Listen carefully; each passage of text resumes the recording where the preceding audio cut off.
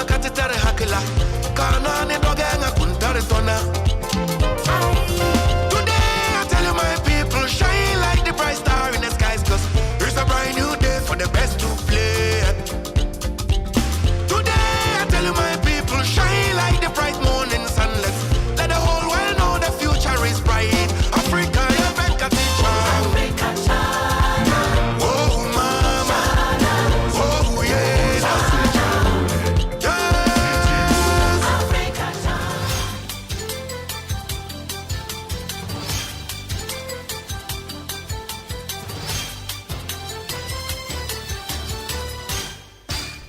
Hello, good morning. Welcome to the news at 6.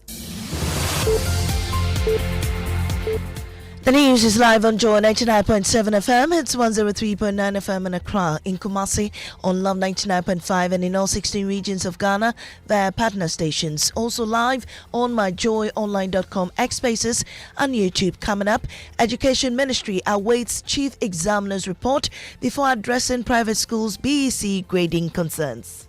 I wouldn't sit here and entirely dismiss their concerns. However, it is important that after every exams, you wait for the chief examiner's report. Meanwhile, Education Committee in Parliament plans an invite of the parties for redress. We have seen this as a major issue, and we are scheduling a meeting next week to make sure that we invite both parties. Also this morning, Ghana declares support for Jamaica's planned petition to King Charles III, seeking legal guidance on the country's slavery reparations claim against Britain. That Ghana fully supports the petition on slavery Jamaica proposes to soon submit to King Charles III. In business, National Petroleum Authority expects fuel prices to decline in coming weeks due to current development on the international market. These and more coming up with me, Mami Sinyamicha Thompson Tuesday.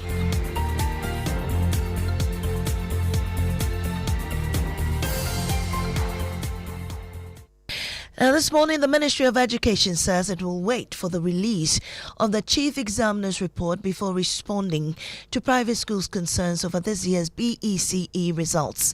The Ghana National Association of Private Schools has questioned the credibility of the results, saying many candidates' grades, especially in the core subjects, do not reflect their performance despite thorough preparations and strong internal assessments. Kennedy Donko is NAP's General Secretary. There should be a technical audit of this BECE 2026 results, and private schools should be part of this. We should compare what is happening in the public schools and then compare what is happening in the private schools. Get the results of these students, look at how they were marked, look at how students were assessed, and look at how grades were given. We feel that this technical audit should be done. Well, the ministry insists it will wait for the Chief Examiner's report before further action. Hashmin Mohammed is Press Secretary for the ministry. I wouldn't sit here and entirely dismiss their concerns. However, it is important that after every exams, you wait for the Chief Examiner's report. I think the Chief Examiner's report will give details as to the performance of students in the BECE. Until that, it will be very, very difficult for anyone to make a meaningful analysis of the results. Well, on the other hand, Chairman of the Parliament Education Committee and MP for Akachi North, Peter Kwesi Nochukoto, says the parties will be invited next week for redress.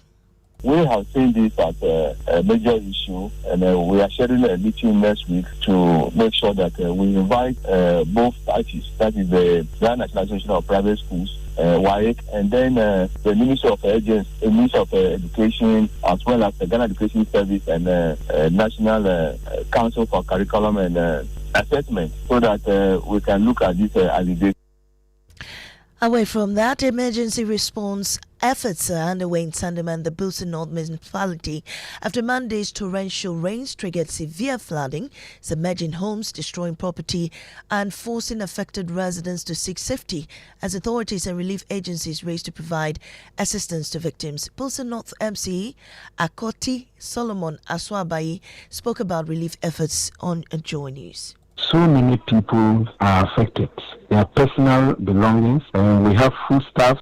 Farmlands have been washed away. Around 5 a.m., the whole place was flooded. NABMO is going around assessing the situation and to do some registration of people who are affected so that we'll see what we can do. The major thing is the route. That is what we are going to do temporarily so that they can be using the road whilst waiting for the major work to be done on the route. Now, the death toll in the fatal crash at Bermso Bridge on the Accra-Kumasi Highway has risen to 3 after one of the victims died from her injuries. Public Relations Officer of the Ghana National Fire Service, ADO1 Alex Kinati, said the crash occurred when a fuel tanker attempted to overtake another vehicle, resulting in a collision that engulfed the tanker, an STC bus, and a Mitsubishi pickup. He provides an update on the incident. When the fire broke out, we were able to retrieve the charred bodies of 2 people who were occupants of the fuel tanker, which we are sure is the driver and his mate. This morning, we had a very unfortunate news where one of the victims or the casualties who was rushed to the hospital, a little girl in the Sorrento, unfortunately this morning couldn't make it. Now, Ghana has backed Jamaica's planned petition to King Charles III, seeking legal guidance on its slavery reparations claim against Britain. President Mahama announced the support during a special sitting of Jamaica's parliament, describing the move as an important step in the campaign for reparatory justice. Jamaica has provided principled leadership on this important issue for many years. Together, our 2 nations are ensuring that the descendants of those who suffered history's greatest injustice are neither forgotten or denied a voice in shaping a fairer world. Our advocacy is ultimately about hope that our future generations will inherit a world in which historical truth is acknowledged, human dignity is upheld, and justice becomes the foundation for lasting reconciliation. And that is the vision that continues to unite Ghana and Jamaica. Well, the president also called for all African countries to adopt a right of return for people of African descent in the diaspora, saying he intends to champion the initiative when he assumes chairmanship of the African Union next year. Repatriation is a right of all persons of African descent to return to the mother continent and settle or reside if they wish. And that is why Ghana passed the Right of Abode Act in the year 2000 and is currently considering a new homeland return bill that will codify residence and citizenship pathways for all members of the global African family. That all African nations must have a right of return for all members of the global African family. Now, head of the Health Training Institutions Unit at the Ministry of Health, Tony Goodman, says the ministry has declared a strict zero-tolerance policy on extortion within nursing admissions and recruitment, warning that perpetrators will face severe sanctions. I'm Interior reports.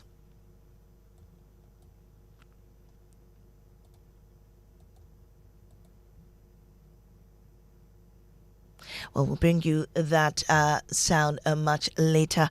We seem to have a technical challenge with our system. Well, also moving on, Imani Africa has criticized the decision by the Ghana North Municipal Assembly to construct a public toilet facility under the multi-million-dollar Pokwase interchange. The local assembly yesterday demolished the structure, following widespread criticism over the sitting of the project. Speaking to Joy News, policy analyst and associate of Imani Africa, Kojo, questioned justification behind the assembly's institution. The debate should not be reduced to whether people deserve sanitation. They do. Why there has been a lot of public backlash is because there are conflicting narratives. But how the problem in itself is solved is what becomes questionable. What procurement process was used to engage a contractor?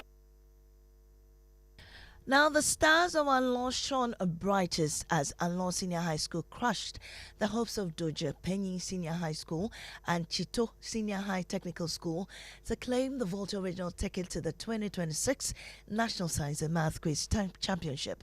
For Doja Penny Senior High School and Chito Senior High School, the national dream ended in heartbreak as the stars of Anlong produced a commanding performance on the NSMQ stage.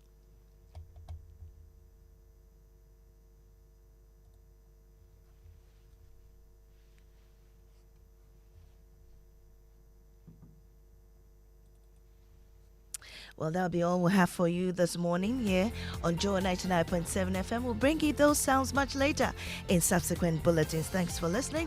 But business is up next on the Super Morning Show. Do stay.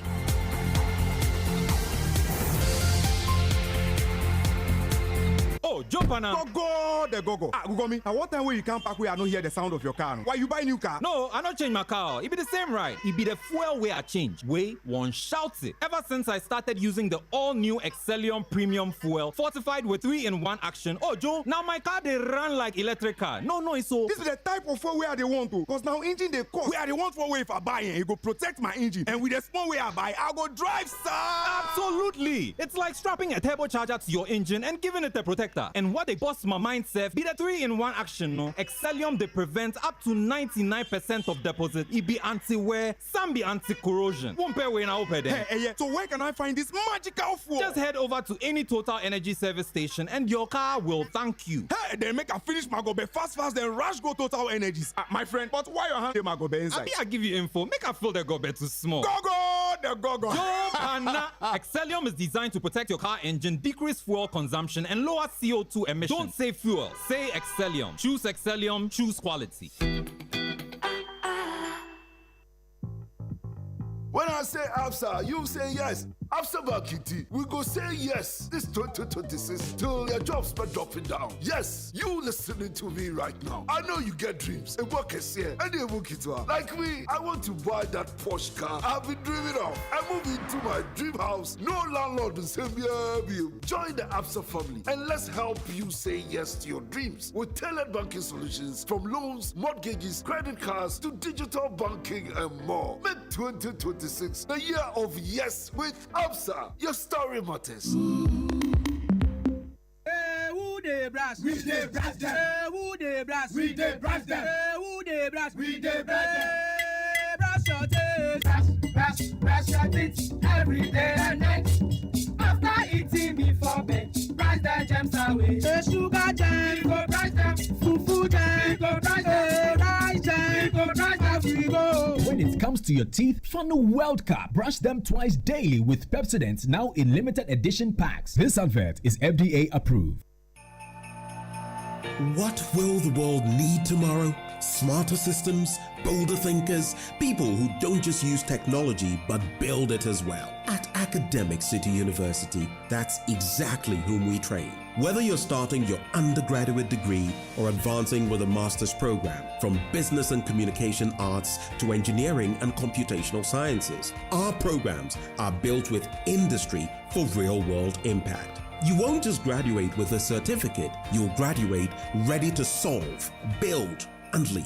The future belongs to those who are prepared. Are you ready? Call 0594 030 308. Academic City University, educating future-ready leaders. This damn patch again. Ebo, look at this wall. Every few months, the same damn patch comes back. I've painted it twice already. What is all this? Kofi, you can't fight moisture with paint too. The problem is inside the building itself. Yes. So what can I do? The house is already finished. Simple. Gasem Super Strong Waterproof Cement is a new cement with built-in water protection technology. Water protection? Yes. So it's just for repairs? No, my friend. That's the difference. Use it to fix dampness and seepage. Or use it for new buildings, foundation, block work, plastering. One cement that builds and protects. Wow. Gasem Super Strong Waterproof Cement. The one cement that builds and protects. Build it right once. Gasem, the nation builder. Cast your mind back to 2022. The prices were rising. The stress was high. Every liter of fuel felt like a sacrifice. Do you remember who stepped forward first? When others were comfortable with high prices, Star Oil chose you. We cut our own profits so you could keep your AC on, keep your engines running, and keep your life moving without the heavy burden. We gave you room to breathe when things felt tight. Because of you, our star savers, we became number one. Today, the pumps are a battleground. Others are finally cutting prices because they have to. But Star Oil, we do it because we want to. Don't just chase a price, remember a friendship. We were there for you then, and with new innovations coming your way, we are here for you now. Star Oil, still quality and affordable fuels for all.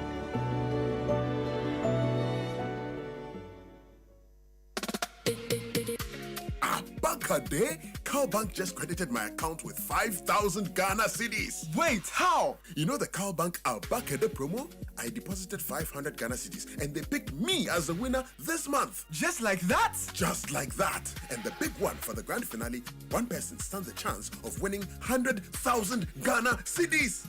I need to move money into my Cowbank account right now. Cowbank Abakade promo, fully active. Deposit 500 Ghana cedis or more into your Cowbank account and stand a chance of winning 5,000 Ghana cedis every month or 100,000 Ghana cedis in the grand draw.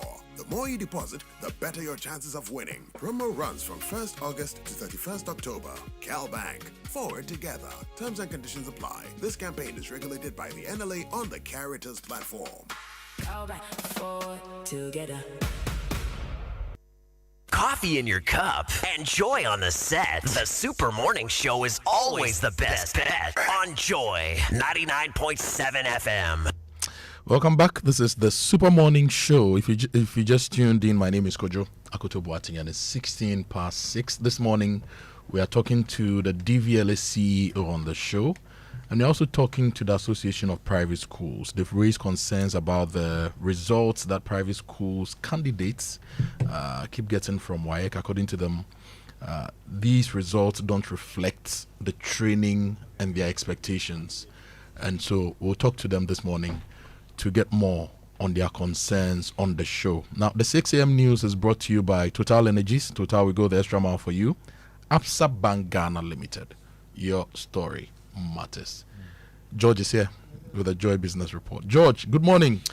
Good morning, Kojo. How are you, sir? Boateng. And I'm in for Profidin in Kawan. Pharmacy. Okay. You want to traumatize people with Joseph this morning? Oh, no. Yes, so I just, this is the one of many colors, or Joseph's coat of many colors? All the Josephs. I represent all the Josephs in the Bible. Arimathea, or which one? All of them. Okay. All of them.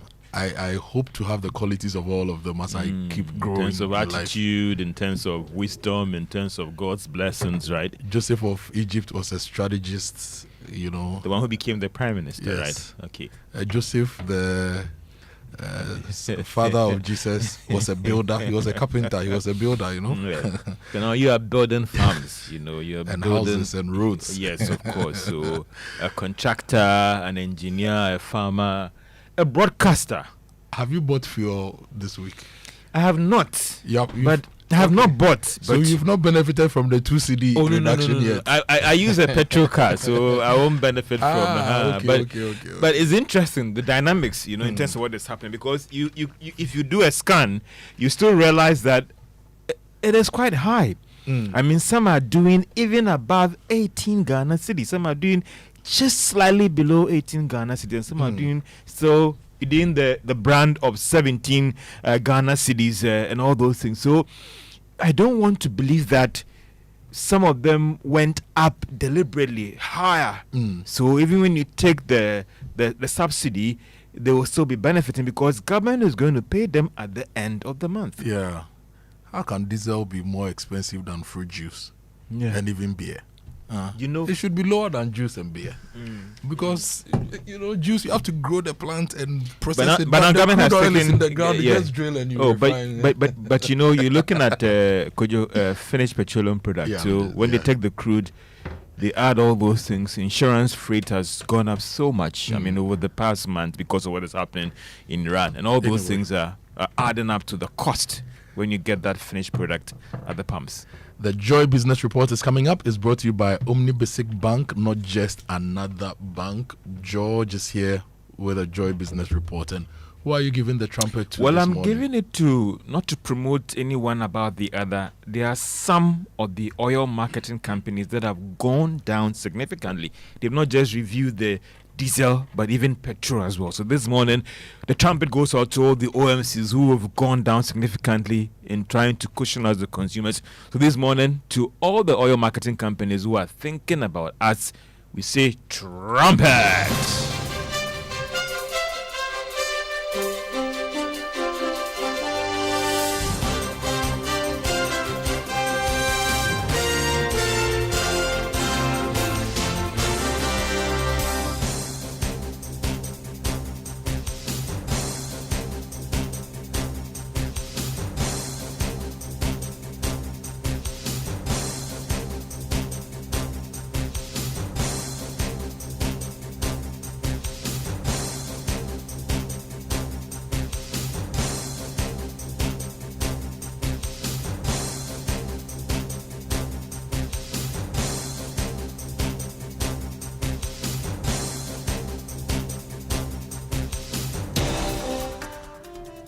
Well, welcome to the Joy Business Report. Coming up, National Petroleum Authority expect fuel prices to decline in the coming weeks due to current development on the international market.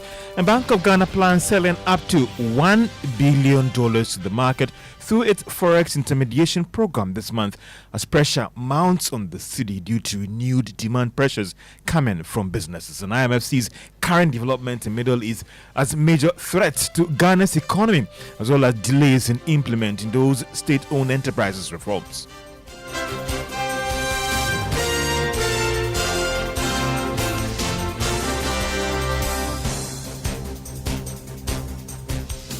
My name is George Wiafe. Let's now settle for the details.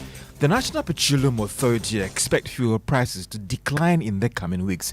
The projection is based on the current development on the international market, which has seen crude prices drop to $79 a barrel. That was yesterday, and that could hit the prices of finished petroleum products. Abbas Tasunti is the head of economic regulations and planning of the National Petroleum Authority. It's very early for us to determine the next window's price. But if we are monitoring events on the international market, I think you would have noticed that international market prices for the past few days have fallen because the US paused its planned attack on Iran, which they had planned to do over the weekend. And so that is already making the market prices fall. If that continues for the next almost 2 weeks, then it means that we are going to expect prices to fall in the next week. But what we do is that on a daily basis, we publish what we call the daily price indicators to get consumers informed of the trend. And so the current trend is showing the price at fall, and we pray that it continues like that for the next 2 weeks. And that is Director of Economic Regulations and Planning at the National Petroleum Authority. Meanwhile, the Chamber of Petroleum Consumers is pushing the National Petroleum Authority to scrap its implementation of the Petroleum Price Floor Policy. Duncan Amwa is Executive Secretary of the Chamber. So I indicate, and I stick to this, that the next window ahead, which will be probably the second window of August, there's a higher tendency prices will go down. Again, I insist that the NPA should be told to desist from this price floor publication that it continues to do. As we speak, if prices were to decline sharply on the international market to an extent that an OMC could even afford to sell at 12 cities before the 16th of August, when you publish the pricing floor and say that nobody should go below 1453, what it means is that even if prices were to decline between now and say the 10th of August, and prices could have gone to 12 Ghana cedis, MPA is effectively restricting the OMC from giving or passing on that reduction. And I think that the earlier Mr. President and the government together take a look at that publication, the better it will be for the consumer. Executive Secretary of the Chamber of Petroleum Consumers, Duncan Amwa. And the International Monetary Fund says it sees the current development in the Middle East, commodity price volatility, as a major threat to Ghana's economy in the coming months. The warning was captured in the IMF staff report issued after Ghana completed the IMF program. The fund is also worried about delays in implementing state-owned enterprises reforms and measures that would help safeguard the Bank of Ghana's balance sheet. Meanwhile, the IMF is also advising government to ensure that the recent fuel price stability, that is subsidization measures, are temporary and targeting, as well as preserving the foreign reserves of Ghana and allowing greater exchange rate flexibility. The Bank of Ghana is planning to sell up to $1 billion to the market for this month. Now, this will be done through its Forex intermediation program. There is more in the following Business Desk report. This was the same amount that the Bank of Ghana sold to commercial banks through its intermediation program for last month. it was the expectation of some market players that, looking at the current pressure on the Ghana cedi, the central bank will move to increase the amount of dollars that it plans selling to the commercial banks in August this month. However, based on information that we've picked up, the central bank will still stick to what it sold in July, that is the $1 billion. The auctions will be done every 2 weeks this month, but looking at the current pressure on the Ghana cedi, it was the expectation the regulator would increase the amount of dollars supplied for the market. According to data that we have picked up, the Bank of Ghana spent some $1 billion in the month of July for its intermediation program. The regulator also put the cedi's rate of depreciation against the dollar since the beginning of this year at more than 10%. Some market analysts have argued that supply is still not enough to meet market demand. That is why the Ghana cedi is still under some pressure. And that was a Business Desk report. Meanwhile, economist Professor Patrick Esuming believes that the Bank of Ghana cannot be blamed for the current pressure on the Ghana cedi. So the monetary management has done as much as it can. But if the demand for dollar keeps growing because we still want to keep importing everything, then I'm afraid that it's not going to be sustainable. So we can't keep putting that pressure on the central bank. We have to redesign the economy. We'll be waiting for the kind of transformation that we want so that we will do some more import substitution. That's what we should be looking at. I think if you look at what the central bank has done over the last 18 or 15 months, it's done as much as it can from the demand management side, especially short to medium term side, to bring as much stability as you may call it. Economist Professor Patrick Esuming. Now, the Bank of Ghana is calling for the development of a clear and predictable national framework to guide how banks finance districts but viable businesses. Speaking at the Chartered Institute of Restructuring and Insolvency Practitioners and the Bank of Ghana Forum, Governor Dr. Johnson Isiama stressed that financing distresses or district firms should be dependent on a case-by-case basis. Ghana needs a predictable framework, not case-by-case improvisation. Banks, insolvency practitioners, borrowers, and existing creditors, they need clarity. Clarity on the evidence required, the controls that must be in place, the treatment of new and legacy exposures, and the consequences if a rescue fails. And that is Bank of Ghana Governor Dr. Johnson Isiama. Now, MTN Ghana has launched its 2026 Sustainability Month, underscoring its commitment to environmental and social governance principles, that is, in the company's operations. Speaking at the program, Chief Executive of MTN Ghana, Stephen Blowett, stressed that sustainability must move beyond being viewed as corporate function to everyday business decision. As the CEO of this wonderful organization, my expectation is clear. Sustainability must show up in how we plan, how we execute, how we choose suppliers, how we design products, how we manage risk, and how we hold ourselves accountable. Sustainability is not a department.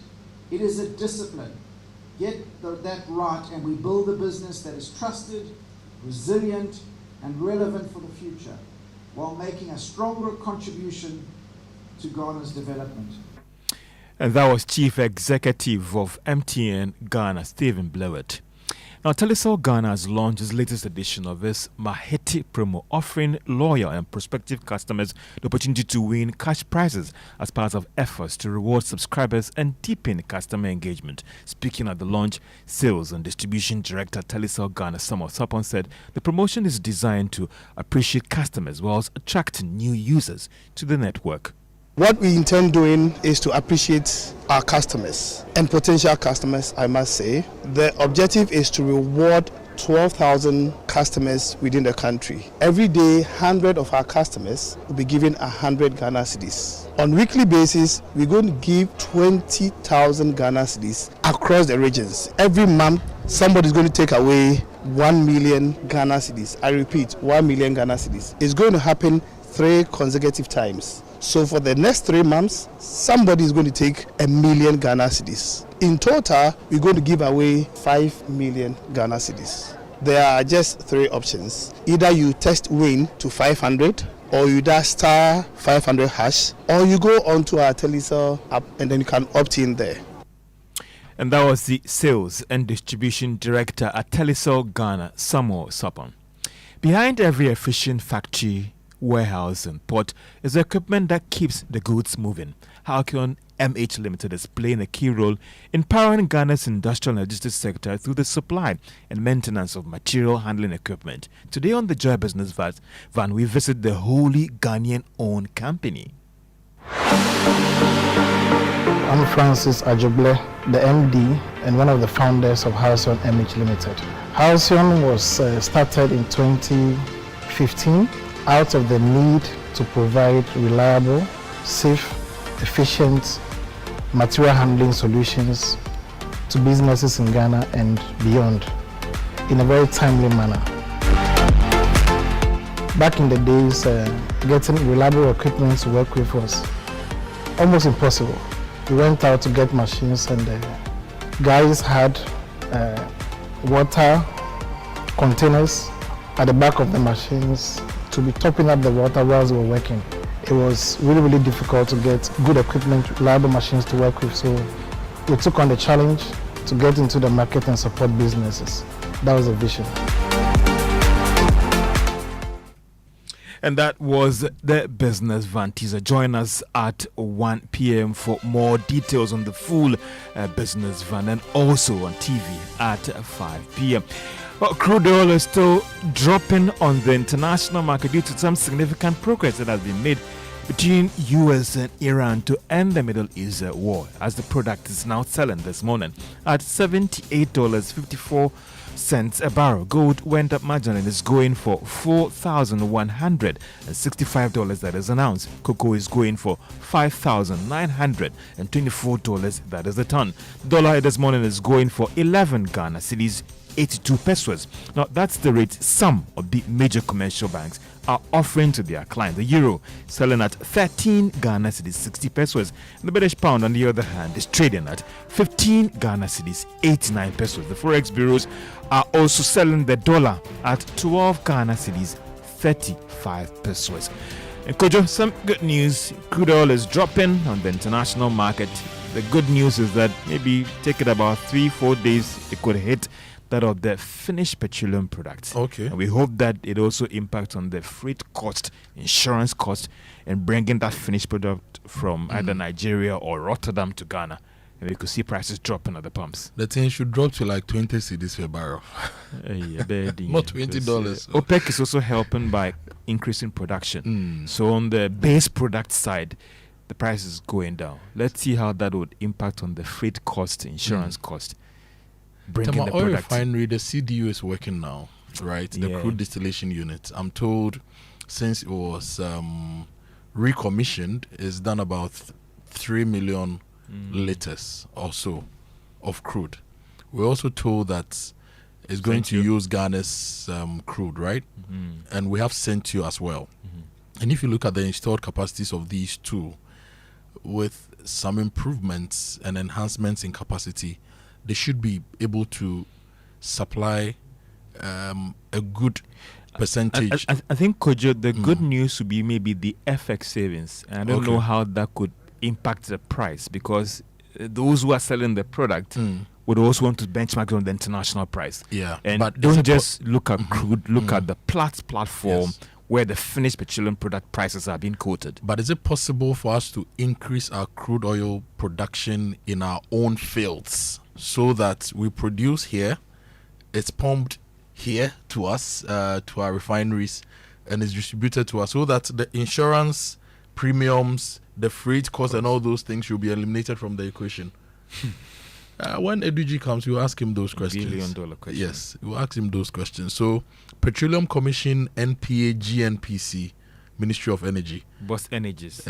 They should be able to give us some direction on our planning for the future for these things when it comes to crude oil. Anyway, we are going for our inspirational song. It's from the Daughters of Glorious Jesus. They feature the Empress Incorporated. And this is Yedia Dear, the Afro version.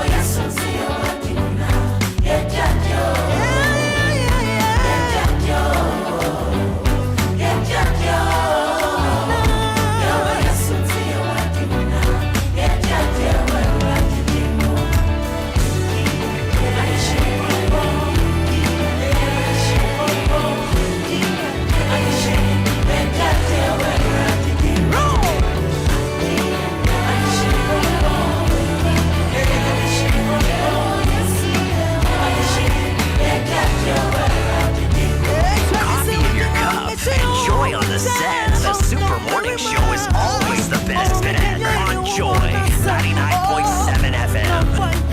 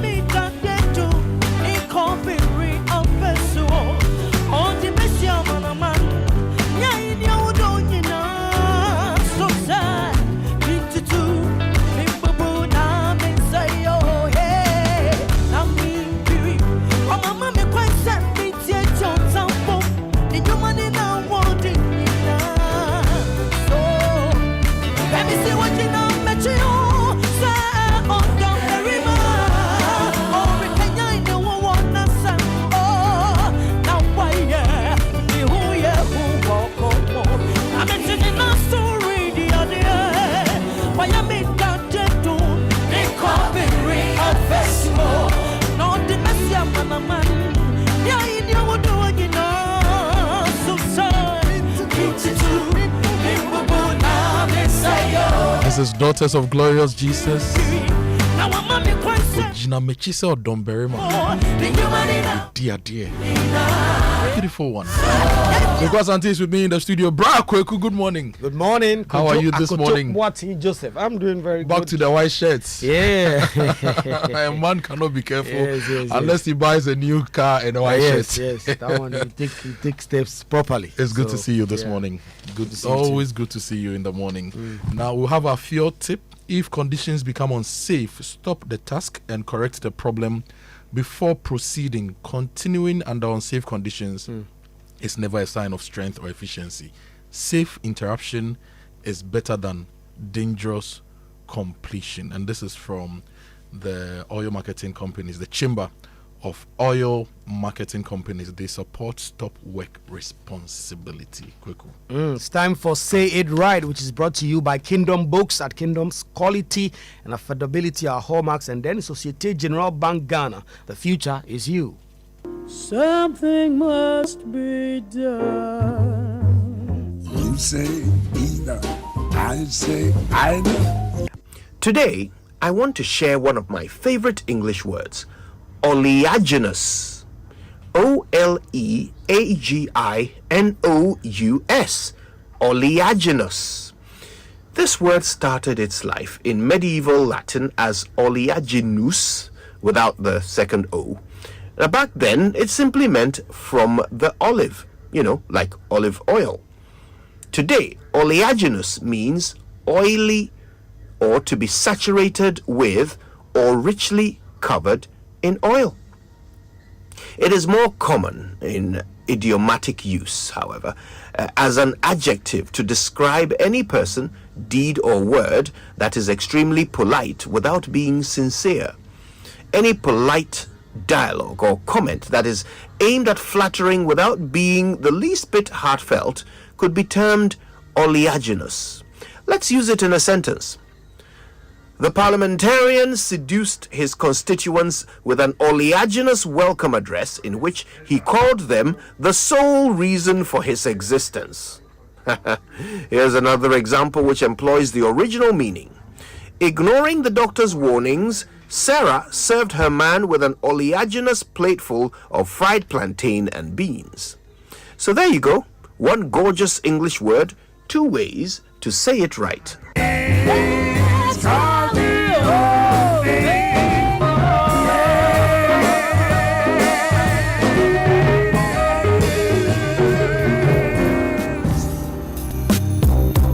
That was Say It Right, brought to you by Kingdom Books. They are giving you 15% discount on all school items, including pens, pencils, erasers, exercise books, and more across their branches in Accra, Tema, Kumasi, Takoradi, Winneba, and Cape Coast. You can visit their website, kingdomstoreonline.com. 15% discount. This school season is getting better. Kingdom Books is helping you to save money. So call them on 0302 764 101. Kingdom Books, where quality and affordability are both assured. Terms and conditions apply. And Societe Generale Bank Ghana believes in small and medium scale enterprises. They believe that access to financing, the banking solutions you need, will help you grow. That's why they've launched the SME Loans Promo as a trusted partner to many businesses across Ghana. SG Ghana brings the expertise, the experience, and tailored solutions needed to help businesses thrive. If you are looking for capital to take advantage of new opportunities, the Boafo loan is designed to support your business. The finance lease solution is also there to help you buy equipment and machinery. And if you are waiting for customers to settle invoices, get the factoring and invoice discounting solution from Societe Generale Bank Ghana. Visit any branch today or visit societegenerale.com.gh or you call 0302 214 314 between now and September to learn more about the SME loans promo and discover how they can support the next chapter of your business. Societe Generale Ghana, the future is you. Time now for the newspaper review, which is brought to you by Syntex Tank, a strong, a tough, and Kel Charcoal toothpaste, happy smile, as well as Star Oil, quality and affordable fuels for all. Let me start with the Daily Guide newspaper. Bribery surge at public offices. Over 1,000 city payments hit 9.1%. This is data from the Ghana Statistical Service. And 4 arrested for 94,000 cedis gold robbery. And then dynamite explosion kills 4 at Aboso. AG Ghana Executive Presbytery visits the Gambia and Ministry DTI to build industry-ready workforce. All on the front page of the Daily Guide newspaper. The Daily Graphic, new CSSPS guidelines. 620,000 students pick senior high schools. Selection process ends on Friday. President Mahama, Jamaican leaders hold talks to deepen cooperation. BOG directs banks to scale down NPLs to 10%. And Ghana Trade House opens in London. There's also a story that says Stanbic Bank first to offer direct Chinese yuan settlements. The News Center, ECG's fragile gains, cut losses in 2025, deeper deficits amidst 34.7 billion cedis power cost, 22.1 billion revenue. Sustainability must become a way of life. That is the MTN CEO speaking there. Public officials demand bribes from 7 in 10 people. That story is making a lot of headlines in the papers. According to the Ghana Statistical Service, GBC awards $3.6 million contract without PPA approval. That is according to an audit, according to the News Center. And then finally, poor pay is eroding media independence. Abdul Mumin, a journalist and an author, speaking there. Oh, sir. If you go to the BNFT, government launches London Trade House to boost business opportunities. BOG industry push reforms for distressed business financing. And early autism intervention can reduce long-term costs. Engineer Benjamin Owusu of Crawley Consulting writes the Swiss cheese model. What is the Swiss cheese model? If you want to know about accident prevention and all that, you don't want to read this particular feature. And farmers bear cashew price crash as processing stuck below 6%. Yes, that's the BNFT. Those are the newspapers. We go online now. Yes, the online news review is brought to you by Zenith Bank in your best interest. And you go to myjoyonline.com. Before we go to My Joy Online, Zenith Bank says stay alert, shine your eye when someone calls claiming to be from Zenith. Fraudsters can sound professional, confident, and convincing. They may ask you to confirm your account details to help resolve a supposed problem or secure your account. Remember, Zenith Bank will never ask you for your PIN, your password, or OTP over the telephone, email, or via any channel. If a caller asks for this information, do not share the information. End the call immediately and contact Zenith Direct on 0542 00111. 0542 00111. Shine your eyes, spot the fraud, stop the fraud. This is a message from Zenith Bank in partnership with the Ghana Association of Banks. Yes, myjoyonline.com. A Sedun Ketia calls for state funding of party primaries. Says 2014 one member, one vote cost 14 million cedis. And 1 year is enough to replace delegate system with one member, one vote. That is Sedun Ketia speaking from that interview with Evan Spencer yesterday on PM Express. Mahama addresses the joint sitting of Jamaican lower upper houses in Kingston. 4 killed, several injured in Aboso explosion.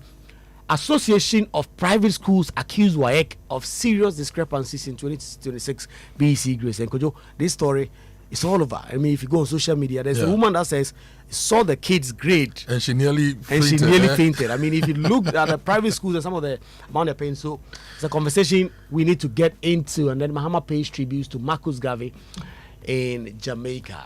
If you go to City Newsroom, we are told that Sedina Tamaklo is still in prison custody, despite the court ruling and the acquittal. This is Kwacho Fosu actually speaking. If you check City Newsroom again. I see it in Ketia. Scrapping delegate system will increase cost of internal elections. Now, the Ghana National Chamber of Commerce and Industry says timely execution of 24-hour economy is key to sustaining recovery. And Western Region 4 killed, others injured in dynamite explosion. Lower inflation, stronger city, not benefiting Ghanaians. This is Dennis Miracles Abuaje speaking on a lot of issues, including the 2 Ghana cedi diesel reduction. He says it offers no relief and justice must prevail, not retaliation. Sanarigu MP after deadly clash. Let me go right on myjournline.com. Association of Private Schools accused WAEC of serious discrepancies in 2026 BECE grades. Abu Bakar Ibrahim Abu Kido wrote that story. The Ghana National Association of Private Schools has raised concerns over alleged discrepancies in the provisional results of the 2026 BECE.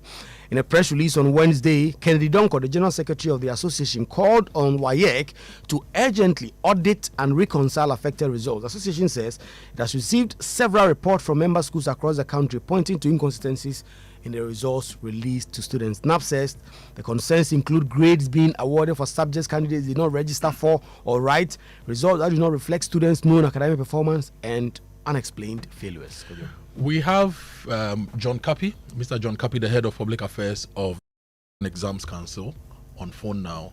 We also have Eridon Jen Joseph, Communications and Partnerships Manager, Ghana National Association of Private Schools. I'll start with John. If he's followed what the Association of Private Schools are saying and what his initial reaction is. John, good morning. Good morning. You've heard the Association of Private Schools, so NAPS and NACOPS, they've both spoken, parents have spoken, they are not happy. Have you gone over their concerns, and what is WAEC's initial response? Thanks very much, and good morning to your listeners. Yes, I have followed the concerns of the parents. I've followed the concerns of the proprietors of these private schools, and my initial reaction is a very simple one, that WAEC has its doors wide open. We provide the opportunity for redress. So if for some reason some institutions or some schools think that the results that have come out do not reflect the performance of their candidates, they could come and seek redress, and we would really we are ready to entertain them and then to serve them as they request, if you want. Yeah. Mr. Kapi, when we spoke earlier this week, you said that candidates, parents, or schools that wanted to challenge the results could go to the district office. The district office would then come to WAEC. But this seems like a widespread concern, which has warranted both associations in the private school space to release statements. Is this not a good prompt enough for WAEC on its own to take all the results and have a real look at the results? Well, there are processes that we go through to come up with the results. When the candidates write the examinations, the examiners would mark, they would key in the marks, and then we would, upload the marks.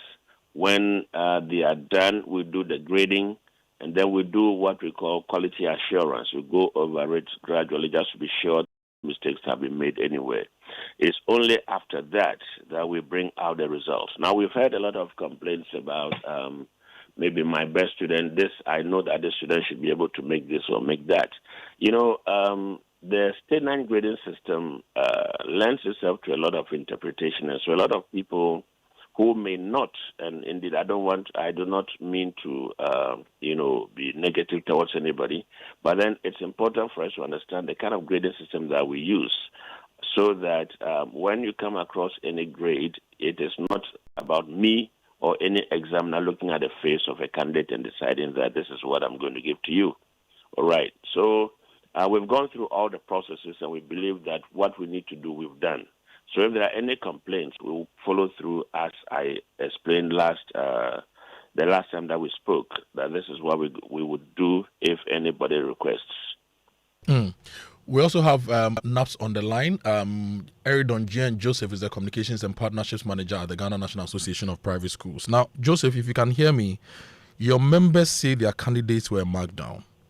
What evidence do you have to show that this is indeed the case? And would you also consider publishing results of your members? Because you said you organize your mock exams, so you know the performance of your students. Kojo, good morning. Good morning to my big brother, John Kapi, and good morning to all private school owners listening across the country. Preliminary, let me say that Mr. John Kapi might have said their doors are open and we can probably come and petition or probably call for remarking. But we all know that at this moment, school selection processes are ongoing. These are the very results that are going to determine which school a student gets. And so this remarking, when is it going to be done? By the time it is done, school selection might have been over, and the students will have been placed based on the presumed erroneous results that are, displayed to them now. Let me also say, from his statement, he did mention that the council is willing to entertain us. I think the statement entertain is much unfortunate to say they are open to entertain us, not necessarily engaging us constructively on our concerns, but we take exception to the word entertain being used by my big brother John Kapi. Joseph, I don't speak for work, but I think he used entertain to say their doors are open to listen to you.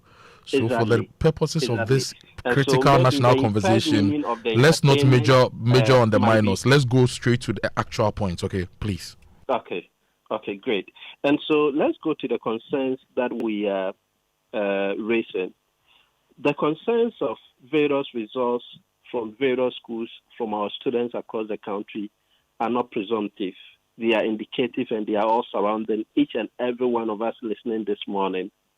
And so we have certain, in fact, minor cases that we think should not even be a case to come from WAEC. For instance, a student who registered for CHI sat for that paper, only to be given 7 in that particular paper, but ever that she did not register anywhere, she ended up giving 3 in it, and she did not even sat for that paper. Aside that, there are clear instances of student results that we perceive to be collated wrongly or not collated based on their capability and what we know them to deliver on.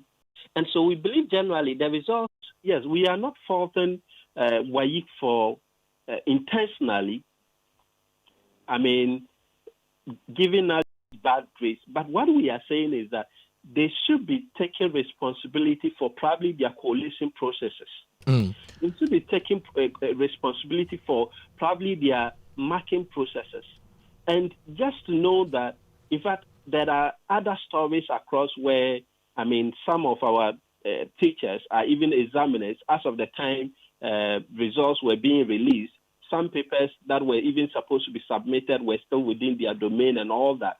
Yes, we've heard other explanations that probably those are student results that might be upheld and maybe released later and all that. But all these things are not auguring well for the public image that WAEC should have. Now, Joseph, so if I may, for the purposes of Joseph, if I may, Joseph, right, we encourage that they should open their door, just like they said, immediately and correct all those issues even before the engagement has to come on. Okay, Joseph, help me understand. How many candidates were presented by the private schools? You've cited an example of someone who wrote 3, got 7, didn't write ever, but got 3. How many candidates did you present? How many of these results have you analyzed or synthesized? What percentage of, say, students who got good grades in the mock ended up getting very bad grades in the BECE? Have you done this analysis comprehensively? Because you've given us one example, but we also need to understand how widespread this is so that WAEC would know that it is a systemic problem and not a one-off mistake of English ever. Somebody who scored 90 in mock getting 7 in maths in the BECE. Have you done the analysis? So one, tell us the number of students you presented and the number you expected to pass that have failed. Kojo, let me say, for the purposes of time, I might not get the number of students registered now for you offhand. But then on the concerns as to how widespread it is, we are compiling all the data. And just like we stated in our press statement, the association is compiling all the concerns that we can. Indeed, we recognize that we might not necessarily compile everything within the shortest possible time. Even if we have to compile, there are some that will just not even come forth for their things to be compiled or presented as case to WAEC. But I must promise you that the association as it stands is compiling all the concerns. It is only the necessity of time that prompts us to issue the statement while we are still working on that process.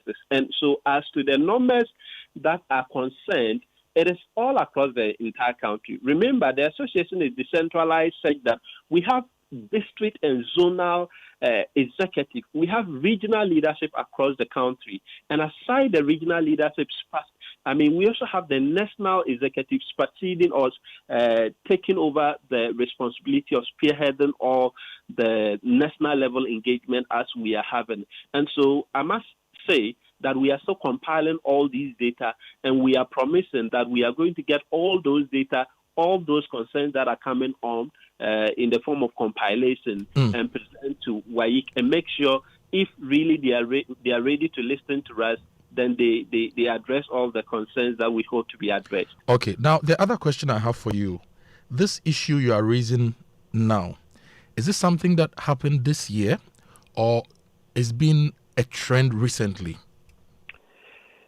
Kojo, yes, each year there is always one concern or another, but there has never been a collective concern. There has never been a collective aggregation of issues as compared to this year. This year seems to be a very peculiar year that we are wondering what at all could have gone wrong that make the concerns this widespread.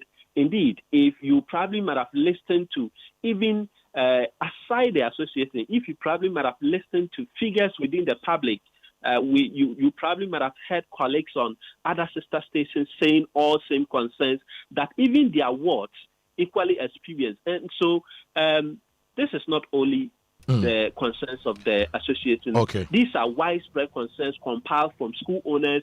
These are, and Kojo, let me say, the very day the results were released, the next day, a student personally reached out to the associations.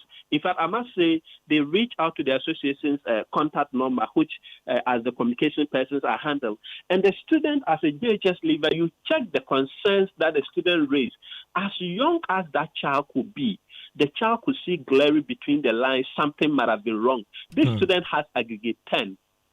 And at the time I was in I probably sat for JHS, I wouldn't have had any concern to even complain of aggregate 10 being awarded me.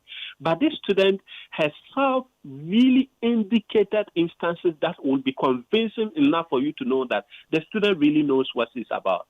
And so these are the mirage of issues that are coming from across all districts, all regions across the country. And we hope that WAEC needs to really take these concerns not as a rebuttal or not as a counter engagement with them, but as a necessary concern to really build the image of the council. Correct some of these perceptions. Perceptions come to build the image, and image builds credibility. And so if these perceptions are coming up, dampen the image of the council, it should be of concern to the council to probably correct and make some of these let me bring John things in not here. perceived to be the credibility level of the council. Mr. Kapi, you've heard Joseph speaking on behalf of NAPS. Any reaction, sir? Well, yeah, I've heard all that he has said. He makes a whole lot of statements that I wish he could substantiate. It's a situation where we need to have evidence of whatever he's talking about in order that we are able to address it appropriately. Now, in the first place, when you talk about the fact that, we should correct issues, certainly we need to have those issues raised. Secondly, let me just bring up a little bit of education here. We do not have, as, a database, if you want, just private schools on one side and public schools on the other. We examine all of them the same way. Now, if you get to know, even as at the time of marking, an examiner may not know that these are the scripts from a private school and these are scripts from a public school, just so that nobody outside or even within gets to know that, these are scripts coming from school A, which is a private school, and these are scripts coming from school B, which is a public school. So Mr. Kapi, I want some clarification. So if you send the scripts to examiners, not in a folder that indicates that this is a folder of scripts from, say, Kofor LA Junior High School in Nkarie, or Christian MA Junior High School in Bomsu, Kumasi.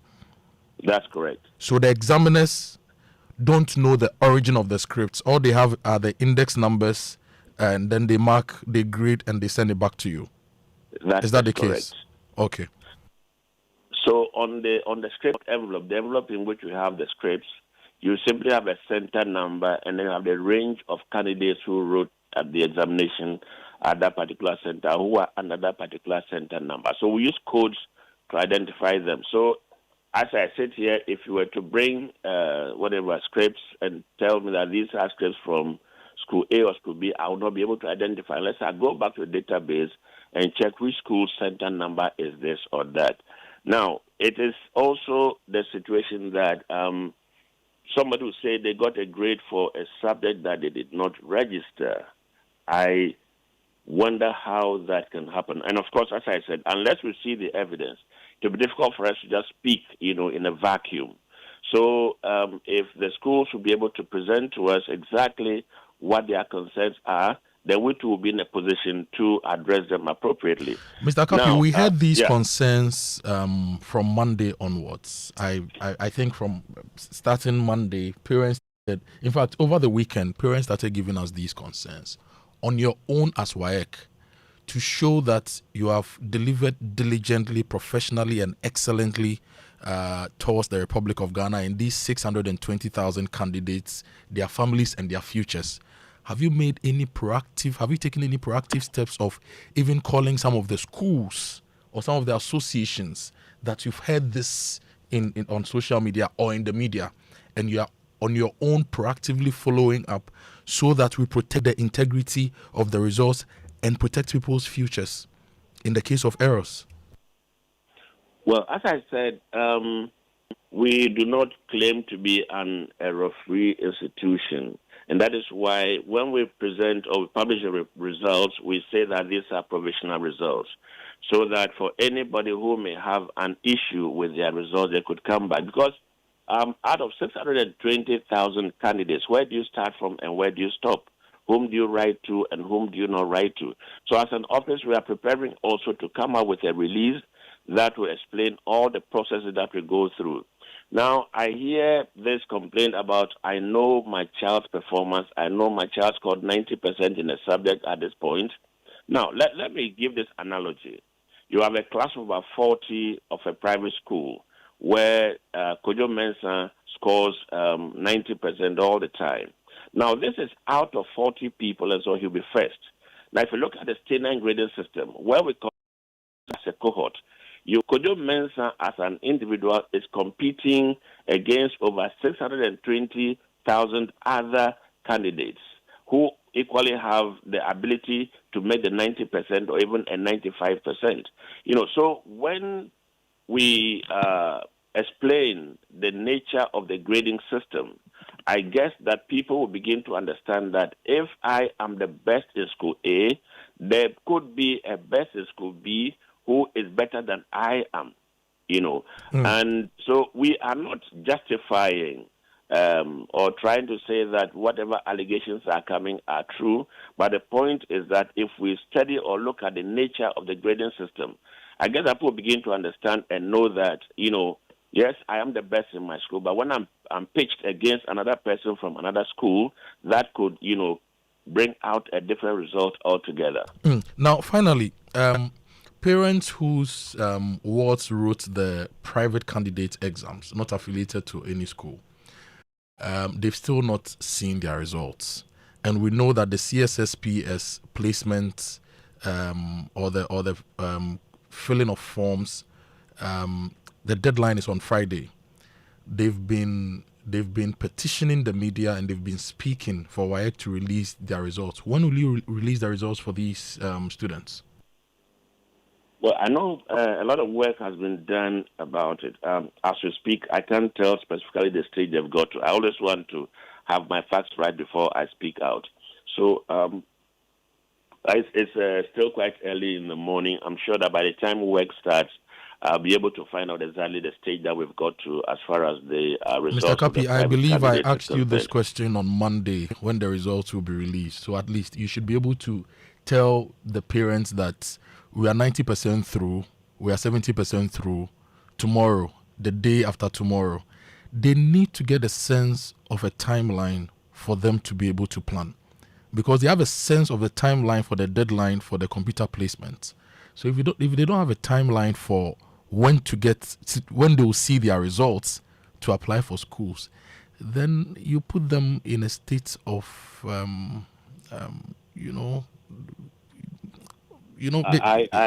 don't even know how to describe it. Give me the right word yourself. Probably the confusion that may arise in the minds of parents. And as I said, I do not have information immediately about the state that they've got to. That's why I'm saying if I had the information, I'll simply put it out there that by close of the day, those results will be out. But by the time we start work this morning, I'll call the department and find out whether they've got to the point where they can release the results or where they've got to. Then I'll be able to put out a more credible piece of information.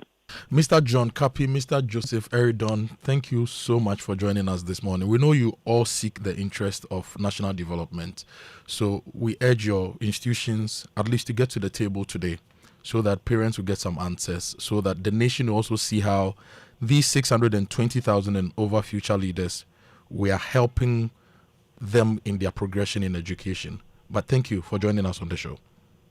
It's my pleasure. Kojo, yeah. We've heard from Joseph and John yeah. on the issues. We will process it more later on the show. Yeah. But you're wrapping up on the newspaper review? Yes. There's this story on citynewsroom.com said Natamaklo still in prison despite acquittal, according to Kwachi Ofosu Felix. And just a quote that I'll read. I can tell you Sedina has not been released. She's still in custody. I think this is completely unacceptable. I mean, a person has been acquitted and discharged by a court. Hold on. Why do you keep the person in jail? Okay, hold on. Because you have a pending appeal. Look, we are going for a break. Drink some water. When we please, come, when I come, I beg, give me 2 minutes on this. You have that. When we come, you'll break it down for us. We couldn't bring you the BBC News. It's always brought to you by Fidelity Bank. Believe with us. Glyco will cushion you for life. Oba Spaghetti. It's made for you. Call your people, call your crew. Come chop. Everybody come chop. Go stop. Oba, come chop. Everybody chop. We couldn't bring you the BBC News. We didn't have a technical problem. But the issue under consideration, which has got to do with 620,000, over 500,000 children, Ghanaian children, was an issue we thought should be prioritized over the BBC News. So we apologize sincerely. We'll bring you the BBC News in subsequent bulletins. And remember that your salary deserves better. Switch to Fidelity Bank today and enjoy amazing benefits, lower interest rate, higher loan amounts, personalized financial support, and a smile that lasts. It's time to switch and smile wider with Fidelity Bank, and you can learn more by calling 0800 003 355 or visit fidelitybank.com.gh. Fidelity Bank, believe with us. And Glyco, if you are planning a trip abroad, don't wait until you are stranded in a foreign country. Get covered with Glyco travel insurance before you fly. From medical emergencies, flight delays to lost luggage, Glyco has you covered every step of the way. Visit any Glyco Live branch or call 055-530-5547. Travel smart, travel protected. Glyco will cushion you for life. We hope we were able to ask most of your questions, but if you feel your questions and concerns were not addressed by Joseph and John, you can send us a message 055 1111997. Parents who have issues with your results, you can send us a message. We will send those results to NAPS to put together to send to WAEC, and we also forward them to WAEC as well. Okay, so if you have any concerns, this is an issue we want to help you get closure on. So send us a message 055 1111997. We are going for a quick break. We'll be right back. There are certain electoral areas that are made up of clusters of villages. In that case, too, you have more in the villages so that you don't ask people to travel. And so we ended up opening more than 8,000 polling stations. And Electoral Commission took the view that this was a private election whose costs must be borne exclusively by the party.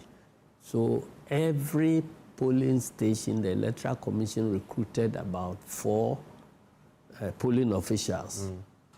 And we had to pay them and pay all the cost of the materials, everything. So Electoral Commission didn't contribute to 1 cedi. And so in the end, in those days, we spent close to 14 million. In 2014? 2014. So this time it's going to be more. And so my expectation is that even though the system is good, since we are being compelled to help citizens exercise their civic and democratic rights, it sits very well if you ask the state to budget for this exercise so that Electoral Commission can conduct it free of charge. If that can be done, the Electoral Commission can conduct it. Because that will be your biggest cost line, the EC. Yes. If they can conduct it free of charge, then it will help every political party. But again, I've heard people saying that to demand that Electoral Commission should conduct it free of charge will mean that everybody will get up and form a political party and call on the Electoral Commission to go and spend money. And that is why in NDC, we have proposed the setting up of an office for the regulation of political parties. It is actually in the government position paper on the constitution. Precisely. So once that is, if that is done, then you have a body that will focus exclusively on making sure that before you certify a group as a political party, it satisfies all the conditions for a political party. You need to organize that group in more than 2/3 of the districts in the country. And they must have offices and so on. Because we lost the 2016 elections, people tended to heap the blame of our losing the elections on the delegate system. Provided opportunity for the delegates, those are the executives of the party at various levels, to earn something. So they were resisting the introduction. Okay, so eventually when we lost the election, and they were the people whom the Professor Boche team went around to consult. Yes. So they just said that, oh, it's because of this that we lost the election. So they came very firm about it that we should scrap it. I didn't find the argument at that time very reasonable. But you know, when you have lost elections, anybody can put any blame on the cause of your losing. So I said, okay. So we scrapped it, and 12 years now, the whole nation is now compelling us to go back to do what I had introduced 12 years ago. If we had stayed on course, we would have perfected it now and taken advantage of its advantages. But it's not too late. It's something that... It's 1 year, though. The Supreme Court gave you 1 year to implement this. Is that enough? Yeah, sure. We can do it. 1 year is enough? We can do it. Okay. Because already we have our register. The most important thing in such elections is the register. if you get a correct register, then you are good to go. The rest is, it is costlier than the delegate system, because in terms of printing ballot papers, registers, and all that, you print more, you spend more on printing of ballot papers, because the delegate system, you would be printing about less than 400,000. But with this one man, one vote, you are in excess of 1 million to 2 million ballot papers. Again, 2014, we opened polling booths in every electoral area. Okay. And we had 6,000 plus electoral areas at that time. And so we opened the 6,000, and there are certain electoral areas that are made up of clusters of villages. In that case, too, you have more in the villages, so that you don't ask people to travel. And so we ended up opening more than 8,000 polling stations. And Electoral Commission took the view that this was a private election whose costs must be borne exclusively by the party. You know, in every party you have two sets of elections. One set is that is conducted to elect leadership of the party from branch to national. Then when we enter next year, the second set of elections will be electing candidates that you are going to sell during the general elections. Okay. So there are two sets of elections. Presidential, but also parliament? Presidential and parliamentary primaries. And that one is the subject of the Supreme Court ruling. The ones we are engaged in now are not affected by the Supreme Court ruling, because that is the party as a group deciding how they will select their leadership. So it has nothing to do with the rest of the population. I believe the people who went to Supreme Court were motivated by the fact that even though the presidential and parliamentary primaries start within the party, the product becomes national officers. So if you elect a candidate for presidential and he eventually becomes the president of the republic, he becomes president for everybody. The same way, if you elect a parliamentary candidate and then he gets elected by the general population, he becomes a statesman for the whole country. So the argument was that if that election is going to result in electing statesmen for the whole country, then you must try and make the beginning as democratic as possible. That's why they sought the intervention of the Supreme Court to make sure that at least every member... You support that position of the Supreme Court? Well, we have no option. But let me say that it is an experiment NDC had done before. NDC was the first party to go into this universal membership suffrage in 2014. We did it successfully, but there were challenges which we needed to address. The party was divided as to whether we should address the challenges, perfect it and move on, or we should scrap the system. In the end, those who held the view that we should scrap it and prepare and come back later carried the day. Were you one of them? No, because it was my initiative to democratize as much as possible the presidential primaries. And I was happy about the outcome in spite of the challenges. And I thought that the challenges were things that were not unsurmountable.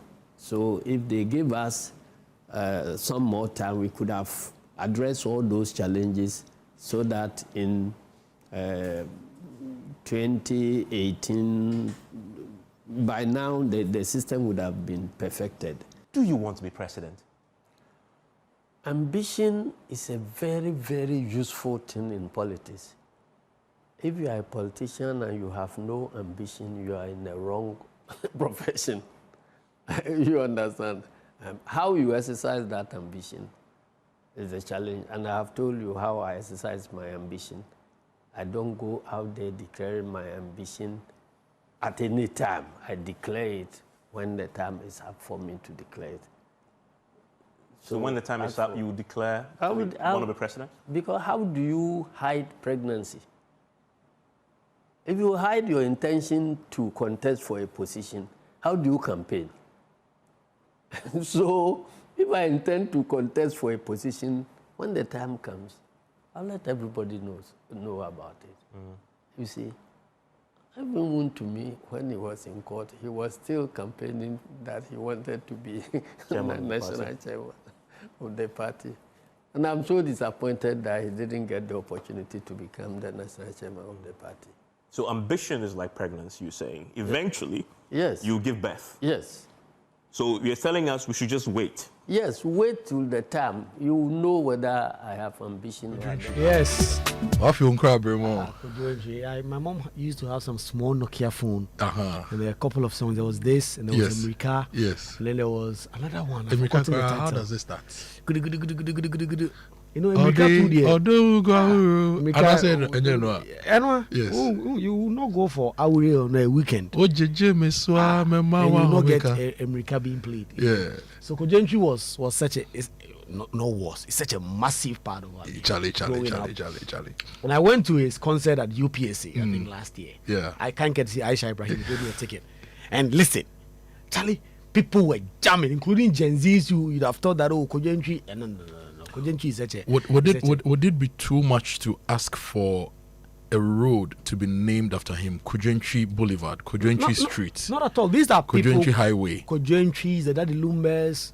Or Kojo School of Music at say one of the universities or in this country it's almost like it's only politicians that get monuments and other things named after them and people close to them. What are you people suggesting? Like, it's so JJ Rollins Avenue, yes. And some of them have multiple after them. But people like Kojo, there are so many people in our society in the arts who've done tremendous stuff for society who need some of this money, but you hardly get them. But if he contested for some seat in some place right now and join one of the two political parties, he'll get one after him.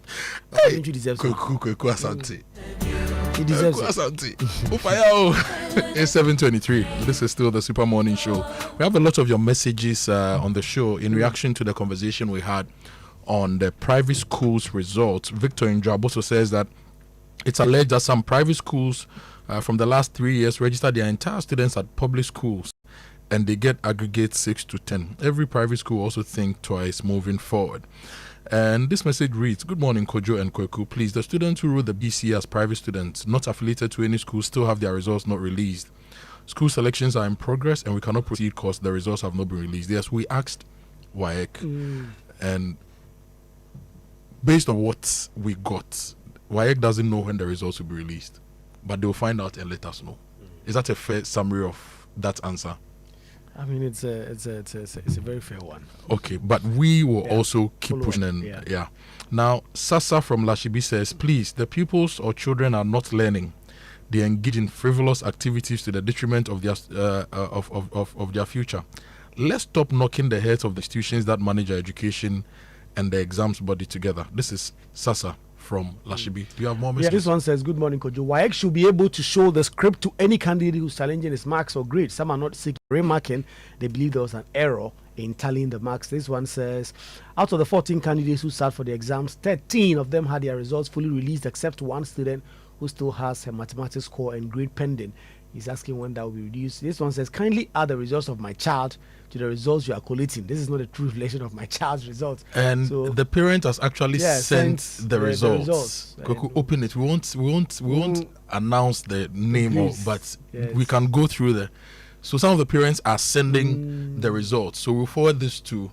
So English language, the word got 3, social studies 4, RME 5, mathematics 4, Science 5, Career Tech. There's a course like Career Tech. Yeah. Never knew that. 6, Creative Arts and Design. 4, Computing. 6, French. 7, Ekrapim Tree. 6. Yeah. And the parent says this is not representative of the ward she knows. So we should send it to WAEC for them to verify and cross-check for us. Now, this message here says, Kojo, is he saying that the index numbers of private students are the same as public schools? That's the question he's asking. I should have asked John Kapi this question, whether because of the index numbers are uniform or we have specific ones for private schools, specific ones for public schools. Yeah, this one also said, good morning. Aside her results being flawed, her picture did not also appear on the result slip. What is the way forward for that one? For me, the parents also said in that one. And this message says, it started last year. The general performance of Dansuman private schools were not good compared to the previous years. And this message reads, we know the kids and looks like WAEC is not getting something right. This is not only this time. It's a trend for some time now. It's been a trend for some time now across their January, February, NOVDEC, etc. And I know a friend who moved the award to government schools because they wanted better results. Good morning. The issue of the BECE result is a real concern. Certainly there is a problem. Could they be using AI that jammed up the system? This is also a concern. Kweku, you wanted to make an intervention or you had a comment on the Sedina issue. A very quick one. Fire. So, when someone is acquitted and discharged of a crime, the presumption is that they are innocent of the crime, so that a trial court erred in finding them guilty. So immediately there is no fetters on her right. She should be able to walk out immediately. So for instance, on the day the Court of Appeal made this decision, if Sedina Tamaklu was in the Court of Appeal, she would not have been sent back to Nsawam. She would have just walked out and gone home with her. That is what should have happened. But Sedina Tamaklu was still in Nsawam. And a week on after the Court of Appeal made that decision, Sedina Tamaklu is still in there. I think that irrespective of what the government think about the decision, and they say they are going on appeal, and what the public thinks about what Sedina may have done, for which reason they think she was guilty, a court of competent jurisdiction, a superior court, the Court of Appeal, has found that there is no case against Sedina Tamaklu. Until another superior court reverses that decision, Sedina Tamaklu should be allowed to go. One of the things we do in this country is that sometimes this can happen to anybody. The idea that a court can acquit and discharge you, and the state will still keep you in prison. The state for is going a through week. administrative processes. Administrative process has been taking 1 week, so that Madam Sedina Tamaklu can leave, because her rights currently are being breached, and there are people who have even raised concerns about the Attorney General saying that he's filing a stay of execution, because a decision acquitting, a judgment of a court acquitting someone, it's not an executable decision, for which reason you can stay its execution in the first place. So there are those who think, and I believe it too, that the application is a misnomer, and the Court of Appeal will deal with it. They say they are getting a warrant, but I beg you, this is something that can happen to any one of us, regardless of what the government thinks we've done. They prosecuted, they got a conviction, but if a Court of Appeal, a superior court, vacates that conviction, that person must walk home. It is not right to keep that person in custody for all this while we continue to go through the appeal process. Kweku, thank you for this education and intervention. It's 7:29. If you live in the eastern part of Accra, Bichile, Ashaiman, Katamanso, Zenu, Atadeka, Afenya, Apollonia, Pram, Pon, Dawenya, all communities within the Tema metropolis, Spintex, Bachona, Sakumono, Nungwa, Teshi and surrounding communities, as well as Kwong, Akuse, Somanya, Atimpoku, and nearby towns. The Ghana Water Company Limited is undertaking planned maintenance works on the Kwong Tema transmission lines. They are upgrading and isolating and replacing weak sections of their 21-inch and 42-inch transmission pipelines. This maintenance works will be carried on from Thursday, 6th August to Saturday, 8th of August. Within that period, you will not get water. So please store enough water now. If you have your Syntex tank, fill it now so that when the maintenance works affect you, you have water to use in your homes. And at this point, you should tell us about Syntex tanks. Yes, about real water storage. When it comes to that, it is Syntex tank. It is simple. If your tank doesn't have the tortoise on it, then it's not the correct tank. That is right. The tortoise tank, Syntex tank, is the champion of water tanks. It is strong and durable and built to handle our Ghanaian weather. Rain or shine, Syntex tank has your back. So my people, go outside, check your tank, and if it doesn't have a tortoise on it, it is time to upgrade. Join the Syntex tank family today and enjoy real water storage that is tough like a tortoise. Call 0244-335-168 to buy now or find one of our 400 agents nationwide. You can also shop online at syntexgh.com. Syntex tank is strong, tough. So if you are in those areas Kojo has mentioned and you have a big Syntex if tank, you don't have to, you can buy one right now. Right now, you feel it. Be proactive. The Cowbank Abakade promo is running. Abakade, Charlie, it's giddy. You can win 5,000 Ghana cedis just like that in the Cowbank Abakade promo. And here's all you have to do. Deposit 500 Ghana cedis or more into your Cowbank account and stay fully active. Every month, 5 lucky winners will take home 5,000 Ghana cedis in cash. And at the grand draw, one fully active Cowbank customer will walk away with 100,000 Ghana cedis. And the best part is that the more you deposit, the better your chances of winning. You can deposit straight from your Cowbank app or your USSD via mobile money at any Cowbank branch or any agent near you. You can also use any of the cash accepting ATMs. There is no excuse for you. Don't sleep on this one. Move money into your Cowbank account right now and you could win big in the Abakade promo. It's happening from the 1st of August to the 31st of October 2026. Cowbank, forward together. Welcome to Heritage Christian University, located in Amasaman behind the Olympic Stadium. At Heritage, you are assured of values-driven education that prepares you for the world of work and challenges you to turn ideas into businesses that feed families and employ communities. Admission is in progress for a wide range of undergraduate and graduate programs. Please call 0547-777731 or 0532-373100 or visit www.hcu.edu.gh for more information. Heritage Christian University, educating compassionate entrepreneurial leaders. Kweku, today Julius Nikwe Kote is coming, the CEO for DVLA. Yes. So you get to ask him when he will change your number plates for you, among other issues. Yes. It's coming up. And if you have any questions for the DVLA boss, 055-11-11997. Please send them to us. We will ask him on your behalf. Any suggestions as well, send them to us. We will ask him. We'll give them to him on your behalf. Now, if you run a business, if you have an office, even for your home, if you need a multifunctional photocopier, don't buy it. Rather, lease it from Valex Lease Equip Limited. You can lease and pay as you copy or print or design your own payment plan with Valex Lease. They have heavy duty MFP with sorters, staplers, finishers, production machines with sorters, staplers, finishers.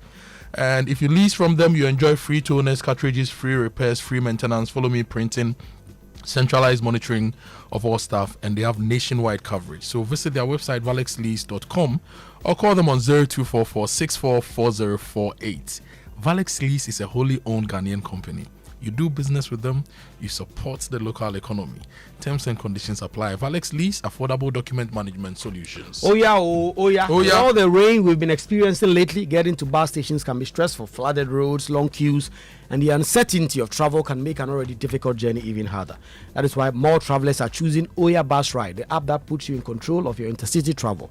With Oya Bus Ride, you can book your trip from your phone, choose your preferred seat, select your pickup location, track your journey, and even monitor driver behavior for added peace of mind. No station stress, no unnecessary hassle, just convenient travel designed around you. Our pilot route currently operates between Accra and Kumasi, and with the Oya app, you can choose the route that works best for you. Download the Oya Bus Ride app today on Google Play Store or the App Store and discover why your journey should begin on your phone. Oya Bus Ride, no giddy giddy. Oya, let's go. We are still compiling your comments and your questions for WAEC, and so you can send them to us on 055-11-11997. We'll read some of them later as well. But from now to the end of October 2026, Bank of Africa is offering short-term loans at very slim rates to salaried workers. Slim rates to salaried workers. They understand that you have urgent needs to sort out. That's why they give you that quick turnaround time.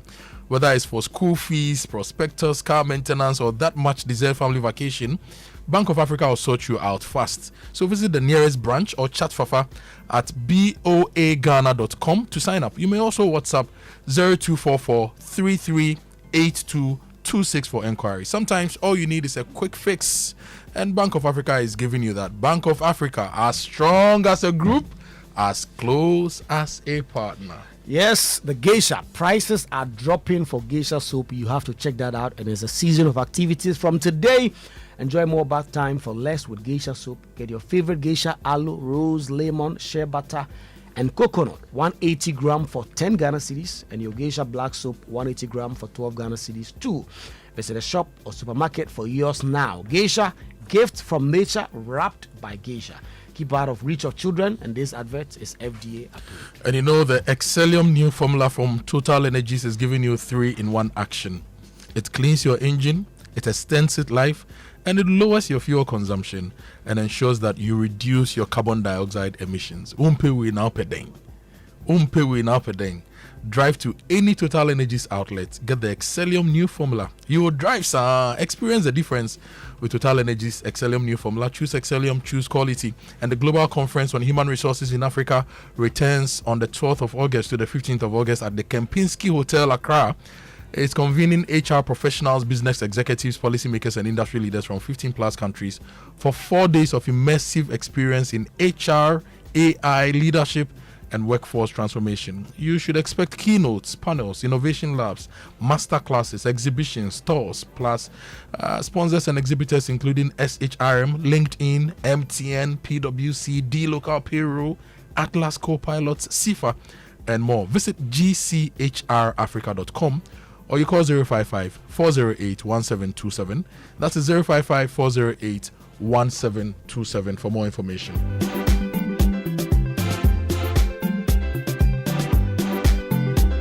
Good morning to all the ladies called AC. You feeling too much. We are going for a quick break. When we return, your birthday messages, your sports, the sports center, and a whole lot more on the Super Morning Show. Stay with us.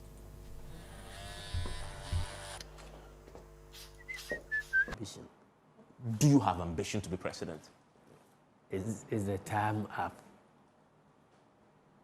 That is the question I'm asking you. Wait till my time is up, and then I will let you know, because you cannot hide your ambition and expect people to vote for you for whatever position you want to go into. So when the time is up for people to declare their intentions to do A, B, or C, you will know. Sitting here, I can choose to become the next national organizer of NDC. There is no law that bars me. I can choose to become a general secretary again and contest with my brother, very good friend. I can decide to remain the national chairman, and I can decide to contest and go back to parliament. I can decide to be the presidential candidate. And so all these are options that are open. So don't worry about that one at all. You know, listening to you, many was listening to you on the back of everything that's happened since June when we spoke, everything we talked about. You see, the fact that he's not being categorical means he has ambition to be president. He must have ambition. There will be nothing wrong with that. If you did. You need to keep people guessing. Guessing is also part of the game. They don't get to say, keep guessing. Keep guessing. Keep guessing. But I note that you are not ruling it out. No. I've never ruled any position out in my life. Another big matter that has happened recently, there are 3 cases now before the Supreme Court, asking the Supreme Court to interpret an article in the Constitution that may give an opportunity to John Mahama to go for a 3rd term. 3 of them. If it was 1, you would dismiss it, but there are 3 cases before them. The lawyers who know some of the lawyers behind the case said you can't dismiss the quality of the lawyers behind them. There are a lot of senior members of your party who have publicly made their position on this matter very clear. Very recently, a very good friend of yours, the Deputy General Secretary, was on air and was asked the question when the president said, well, listen, I have read that provision several times, and for him it's clear, but it's up to the Supreme Court. Mr. Ogbande said to us, the president didn't make himself, the party made him, quote, so the party is not going to allow him to say he can't run if indeed the Supreme Court goes ahead to say that. Where do you stand as chairman of the party on this subject? I didn't hear that. The party is not going to allow him to say he can't. So the party is not going to allow him to say he can't. Because the president has said that... So the party is going to demand specific performance from somebody who doesn't want to run. Is that what Mustafa? Yeah, that's Mr. Ogbande's point that, the president... I'm not sure the party has power to take any such position. Okay. Because if a position comes up for contest, the party doesn't push any candidate. The party simply opens nomination for people to contest. So if you choose to contest, it's your business. If you choose not to contest, it's your business. So I'm not sure the party has any capacity to compel anybody to run or not to run. Okay, so that aside. But you see, I've always said that I have a problem with the way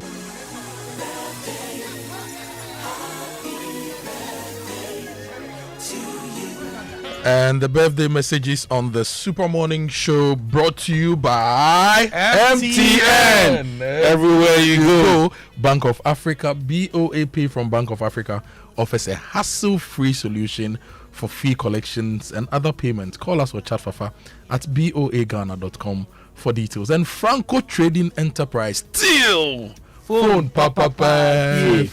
Whose birthday is it today? Well, this one to Joyce Yankson, the pediatric nurse at the Children's Department of the Tema General Hospital. Enjoy a fulfilling birthday and cheers, mom, from Eben Sabute of Joy Business. Sabut, sending this one. And happy birthday to Ivan Kojo Intre. You are 7 years today. On this special day, we pray that you continue to grow in wisdom, knowledge, and good health. We love you. From your dad, Emmanuel Intre of EDC, mom, and your siblings. And good morning, happy 80th birthday to Mr. Joseph Kwame. 8 decades of wisdom, strength, and endless love. Thank you for being the pillar for the family, the guiding light, and the ultimate example of what it means to live with honor and grace. May this milestone year bring you robust health, deep peace, and pure joy. We celebrate you today and always. From your children, Askona, Mariam, Benis, Ohiniba, and Sylvia say, and all members of the Dansuman South Circuit at the Methodist Church. Today is also the birthday of the great and awesome man from Bono, Mr. Robert Tre. Robert Tre, you're a blessing to us. Thank you for loving me and the children in such a special way. Happy birthday, my dear. We thank God for your life today. May God continue to bless your work, protect you, and give you strength for all you do for us. You're an amazing husband and father. We are proud of you, and I love you so much. From your dear wife, Elizabeth, your children, Mami Ejewa, Ekuya Jamra, and Baba Techiwa, Mr. Robert Tre. Happy birthday to you. Do you have any? Just 2 people who celebrated their birthdays yesterday. Sheikh Tofik is the Ghana Football Association Senior Manager Communications. And yesterday was also the birthday of the wife of our friend Kojo Brace. Oh, Abigail Amponsa Brace. Yes, Mrs. Abigail Amponsa Brace. Yes. We are bracing the love. Yes. And the prosperity. Anyway, thank you so much. Happy birthday to all of you. God bless you. And that brings us to the Sports Center, which is brought to you by MTN. Switch to MTN's eSIM. Download my MTN app to go SIMless today. Standard Chartered Bank, here for good. DSTV, your home of entertainment, and Hisense, everyday prices for everyday people. For 130 years, Standard Chartered has been more than a bank. They've been a partner in progress, from helping establish Ghana's financial system to building businesses and connecting them to the world. If you want a bank to work with, Standard Chartered has 130 years of experience. Partner with them for growth. Partner with them and achieve more. Standard Chartered, here for good. Well, some days businesses go well, and some days unexpected expense can throw off all your plans. That's part of the hustle. When you need a little support to keep things moving, Kashik Bay, Misika by Adishaman Savings and Loans, there for you. If you're an MTN merchant, dial *171#. Go to Financial Services, select Loans, select Misika, and follow the prompts. You could qualify for an instant loan of up to 5,000 cedis. In time like this, we say to you, Misika, day for you. C-Card day for me. And if you need the world-class televisions, refrigerators, chest freezers, air conditioners, laser TVs, gas cookers, washing machines, smartphones, and everything sound system to make your life better, talk to Hisense today. They also give you a 5-year manufacturer defect warranty, so it gives you peace of mind. So buy what you need and get peace of mind, and you can also buy it near you because they have showrooms across the country, in Kumasi, in East Legon, in Keseman, in Bachona Junction Mall, Tema, Amrahia, Afinya, Hacho, Techiman, Tamale, Sunyani, Hohoi, Koforidia, Obuasi, Takwata, Kradita, Nosu, Kumasi. They are everywhere. You can also find their website, hisense.com.gh. Call Hisense on 0302 550000. They are the best for quality, best for durability, best for energy efficiency, best for affordability, best for style, and best for technology. Hisense, everyday prices for everyday people. Aju, when is the marriage coming off at the wedding? Oh, I think a week after yours. So. Okay, let me just do this one to Elinam Bernard T of the SOS from Clavet, your dad, and the entire family. Have a great one. Me, I'm doing 2048. 2048. So you are 45 years of age now. Everybody should go on. You are 45 years of age now. How can I be 45? You are baby face. Kweku out. Achu, over to you. Kweku, come. Which of your many politicians and friends in parliament are you bringing to sponsor and to participate in the Joy Sports Invitational? Oh, I think parliament itself as an Give us names. I should give you names. Yes, mention names. Give us names so that we call them out. You call the people out? Yes, this is an open invitation. So they should come in. Yes. No. Contempt of parliament. So this one open invitation. Let me give you suggestions. Let me give yes. The MP for Savelugu. I want her to come and do lime and spoon race. Hey. The MP for Savelugu. Who's the MP for Savelugu? I've forgotten her name, but I've interacted with her before. And what made me like her was that she was investing in a factory to support the women in Savelugu, right? To go into fashion. Is it Honorable Hajia Fatahia Abdul Aziz? Exactly. Yes. And then my own sister Abno Seasari, a public accounts committee. You are bashing people left, right, and center at the public accounts committee. Come and show what you've got. A firebrand woman. Yes. She went to get her. She should come and show her the Live Pure, right? Bring the hits. Bring the get her hits. I'm not and all of these fantastic people, they own companies. Or they know friends who own companies. Yes. So the Joy Sports Invitation, come, course 11. I'll mention the number right now. Some of the companies are joining. In fact, the list keeps growing. The latest is that Velex Lease Equip Limited. I think they won the 3rd edition. They have returned. It's a leading provider of document management solutions that specializes in the leasing and rental of multifunctional photocopies for businesses nationwide. And as I said, they won the 3rd edition of the Joy Sport Invitational, and they are back. Piwak Natural Health, producers of 3P Garlic Mixture, are also returning for this year's tournament after an impressive showing last year. So if you want to join these companies and be part of the Joy Sport Invitational 2026, secure your slots by contacting Slevin on 0242 376 445. 0242 376 445, or send us a WhatsApp message on that same number, and Slevin will pick it up from there and register you. You can also simply walk in here to the office of Joy FM and then pick up your registration forms and sign on for this year's event. Moving on, Black Bombers head coach Oforia Sari has revealed that inadequate logistical supports affected Ghana's preparations and performance at the 2026 Commonwealth Games. One of the 8 boxers Ghana presented medaled after Ahmedu Mohamed reached the semi-final. One of 10, I beg your pardon. And according to Coach Asari, the team did not receive all the promised equipment and resources ahead of the games. We have our own challenges. Challenges in terms of I have to, some of the boxers have to share their boxing boots, their dress and pants, and a whole lot, which is very, very stressful.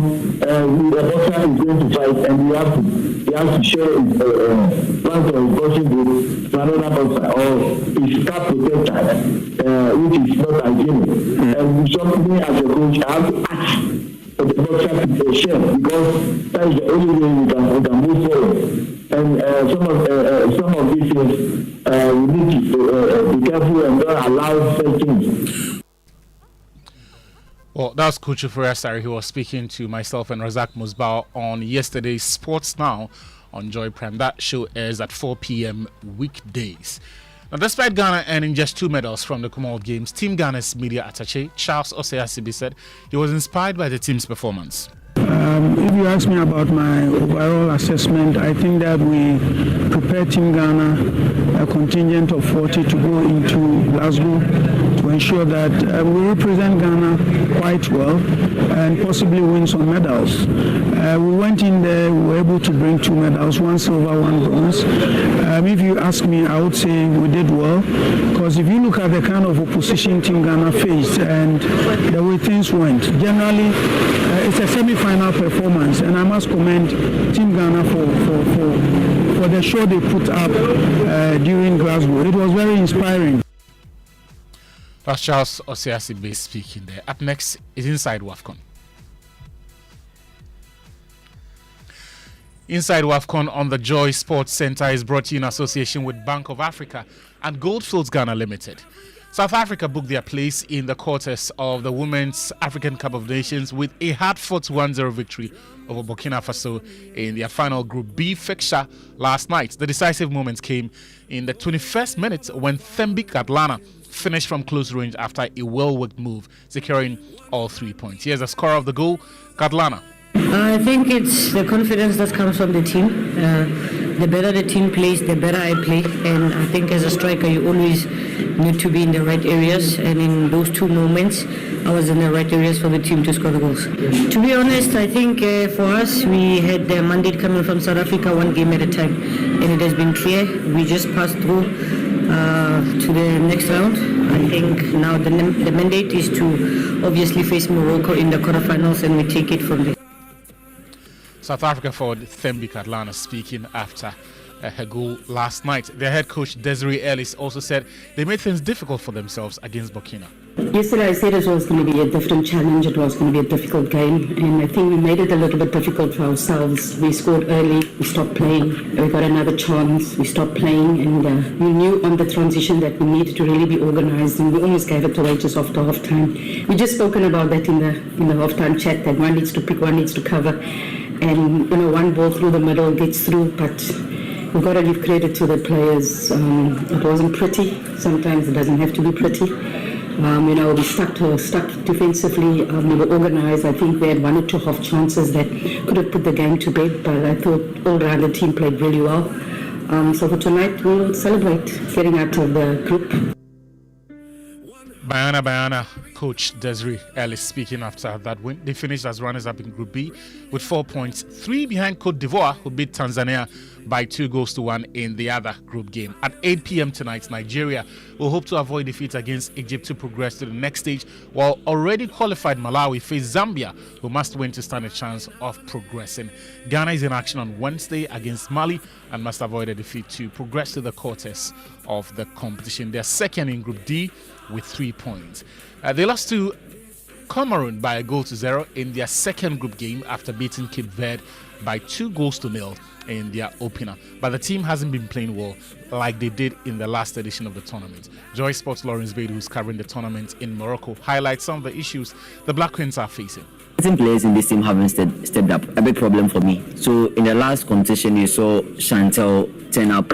You saw Grace Asantua turn up. Chantel, she really needs to step up as far as this competition is concerned. That game against Cape Verde, in as much as Ghana won, she wasn't too great. Against Cameroon, certain loopholes in the game. Another thing I thought has been worrying is the physicality as far as this team is concerned. They haven't really looked physically ready for this tournament, and they've been bullied when the game has traveled to the aspects where you need strength, you need aggression. Hasn't been there. Another thing that I thought has been a challenge is the fact that, look, we had most of these players on off-season before the start of the competition. It was the reason why many were praying or were hoping that the tournament would have been played back in March, because then you had your players active, you had them delivering numbers, scoring goals, playing the normal football they are used to. Lawrence Bade reporting from Morocco from his base in Casablanca. That's it for Inside WAFCON on the Joy Sports Center, which is brought to you in association with Bank of Africa and Goldfields Ghana Limited. Now, FIFA President Gianni Infantino has called an emergency meeting of senior officials in Rabat on Wednesday as pressure continues to mount. Former Arsenal manager Arsene Wenger, now FIFA's chief of global football development, says he was not involved in plans to seek private investment for a company to run the World Cup, adding that the decision to withdraw the proposal was absolutely necessary. Today's meeting will also be attended by FIFA Secretary General Matthias Grafstrom and members of the organization's management board. Here's Sky Sports Kavisoliko. You know, you've got federations from all over the world, confederations turning against you. That is one thing you have to deal with. But also you have to deal with problems inside your own organization. We've seen over the last couple of days the chief operating officer of FIFA release a scathing statement and basically saying that, you know, maybe I'll lose my job over this, but so be it. At least I'll be able to sleep tonight. We've had one of Gianni Infantino's senior advisors, somebody who was on the White House task force, resigning and saying, I want nothing to do with this scheme. And then today, we have had Arsene Wenger, one of the most well-known people at FIFA, coming out and through FIFA releasing a statement saying this scheme had nothing to do with me. The first I heard of it was when I read about it in media reports last week, summoning your senior staff to a meeting. But how much power are you going to have at that meeting? And what are your senior staff going to say to you? Because under normal circumstances, they would look at you and see, you're the president, what you say goes. But now do they see somebody who is so weakened that they can turn around to him and tell him some hard truths? Well, that was Sky Sports Kavisoliko speaking there. Kojo Akoto, we've got a message from someone who does not name themselves. The person is saying they want to see penalty shootouts between the majority leader and the minority leader at the Joy Sports Invitational. Chief Max is here. Chief Max. It's not a bad idea at all. Please bring Max. Bring the Max majority Fuga. and the minority caucuses in Parliament. They can come and register and participate in the games. Yes. Just for the penalty shootouts. And the parliamentary service staff too. Yes. Yes. So too. You see, so too. we can have the parliamentary service staff as a team coming to register. And then we can create a special shootout for the minority leader and the minority caucus and the majority leader and his caucus. I agree. Chief Max. So this one. A listener has sent in. This is the message. A petition that we should get the minority side and the majority side to play penalties. Yeah, that is doable. Yeah. It's doable. It's very doable. Already we have a plan of doing the us versus Flagstaff House. So maybe we just stay out and then we'll do the majority versus minority. Yes. So whoever wins, we create an extra seat for them. No, it's doable. It's doable. It will be exciting. So we'll work on it. Okay. Yeah, okay. we'll work on it. So the Joy Sports Invitational is here. If August it's not 29. registered. So Efo Afenyomakin and his people. And then who's the majority leader? Oh, you don't know the majority leader. You don't know the majority leader. Honorable Ayariga. Yes. Efo Afenyomakin and Efo Alaji Ayariga. Yes. The last time I saw Ayariga. I saw a video of Afenyomakin, not Obo Golf. Oh, okay. And Obo Golf no Tomu. And the Walkings. Wow. The Walkings. You should come and score goal and give us. You can imagine what will happen if he wins the penalty shootout. Anyway, thank you so much for bringing us. Pass, they should come and register. Actually, thank you for bringing us the Joy Sports Center. It's coming up to 8. At 8, we bring you the Business Minutes. And the Business Minutes is brought to you by Consolidated Bank Ghana, CBG, we stand with you. Anointed Engineering Services, the Generator Experts, Palladium Residences, Live Smart, Invest Better, SkySat Technologies, performance that delivers every time, and Pegasus Publishing, shaping minds, winning futures. Anointed is into the sales of ultra-silent, fuel-efficient generating sets. The sizes range from 5 kVA to 3000 kVA. If you buy generators from them, you get a 5-year warranty, and they also give you 24-hour emergency service, sale of spare parts, reliable rental service, professional advice, sale of tower lights and rental, And you can find them at East Legon at 26 Boundary Road, Legon, close to AH Hotel.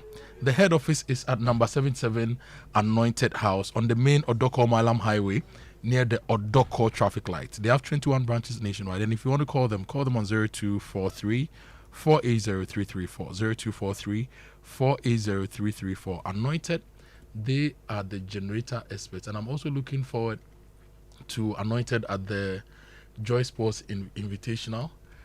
They should bring the energy from their generators to come and show us what they've got. So the whole team at Anointed, Frida, everybody at Anointed, I'm looking forward to seeing you at the Invitational on the 29th of August at the University of Ghana Sports Stadium. Time for the Business Minute. Good morning and welcome to the Joy Business Minute, brought to you by Consolidated Bank Ghana. CBG, we stand with you. Anointed Engineering Services, the generator expert. Palladium Residence, live smart, invest better. Sky Sat Technologies, performance that delivers everything. And Pegasus Publishing, shipping minds, winning the future. The National Petroleum Authority expects fuel prices to drop at the pumps in the coming weeks, due to declining crude oil prices on the international market. And the International Monetary Fund says it sees the current development in the Middle East commodity price volatilities as a major threat to Ghana's economy in the coming months. And the Bank of Ghana is planning to sell up to $1 billion to the market for this month. Now, this will be done through its Forex intermediation program. And that's all for the Joy Business Minute, brought to you by Consolidated Bank Ghana. CBG, we stand with you. Anointed Engineering Services, the generator expert. Palladium Residence, live smart, invest better. And Sky Sat Technologies, performance that delivers everything. As well as Pegasus Publishing, shipping minds, winning the future.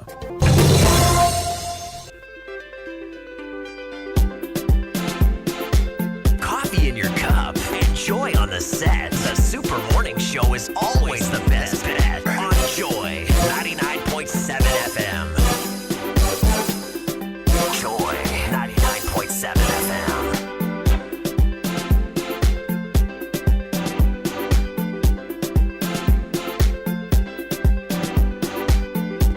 That was the Joy Business Minute, presented by George. It's 8:03, and this morning, so far, what have we done? We've touched on the private schools matter, the WAEC private school results matter.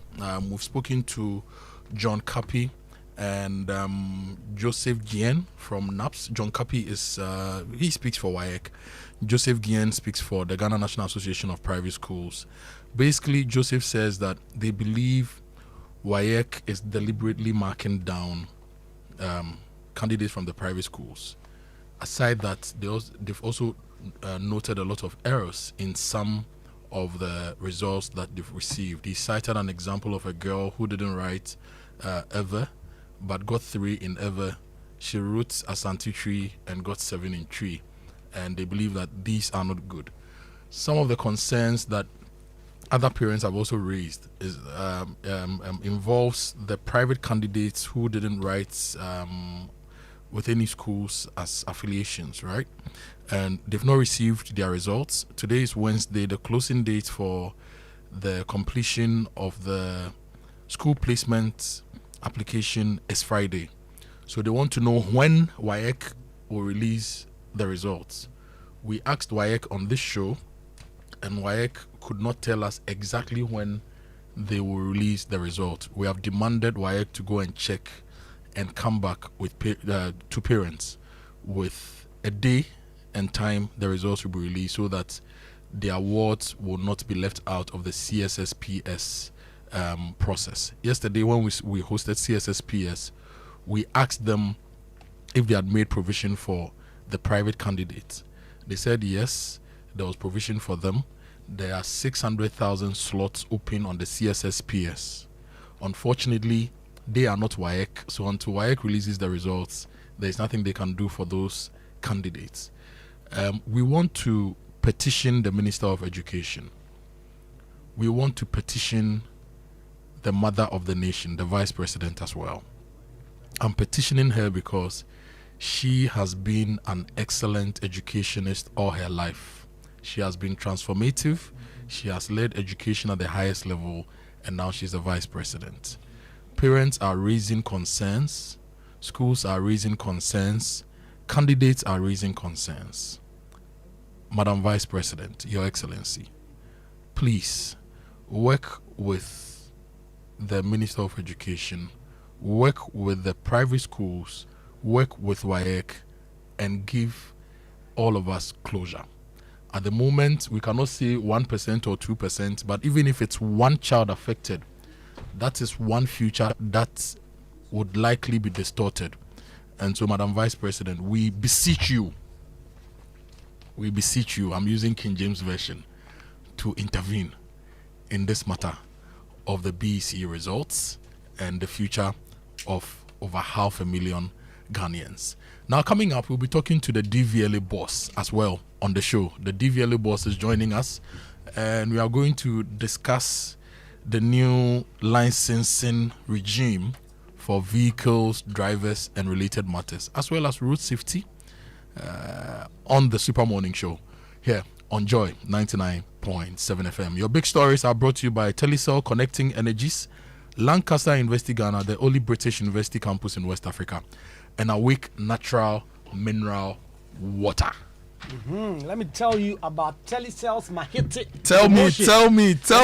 Your life could change forever. Telecel is making millionaires every single month in the Telecel Mahiti promo.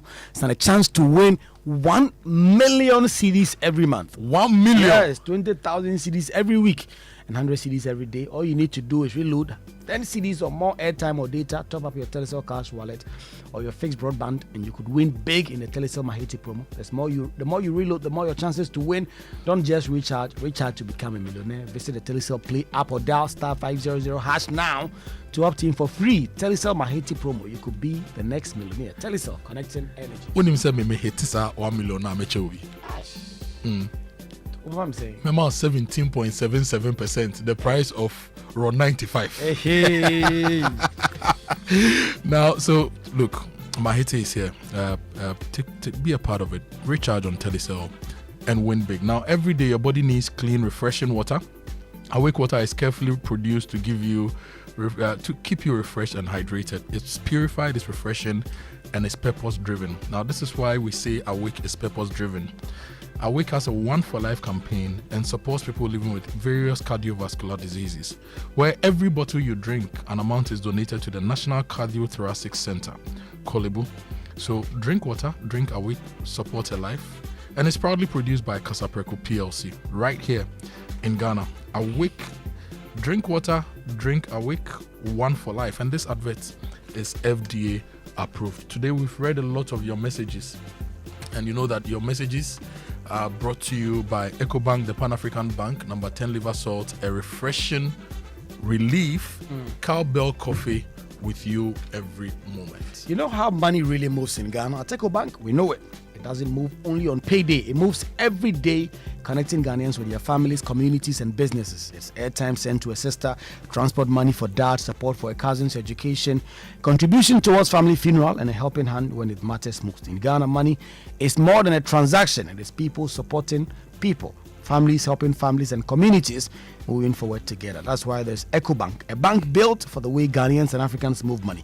With one seamless banking experience across 34 African countries, EcoBank digital platform connects people, businesses, and opportunities in Ghana and across the continent. Pay bills, transfer money, access ATM services, and manage your finances anytime, anywhere with the EcoBank mobile app, USSD *770#, EcoBank Online, and EcoBank ATMs nationwide. EcoBank, a Pan-African bank.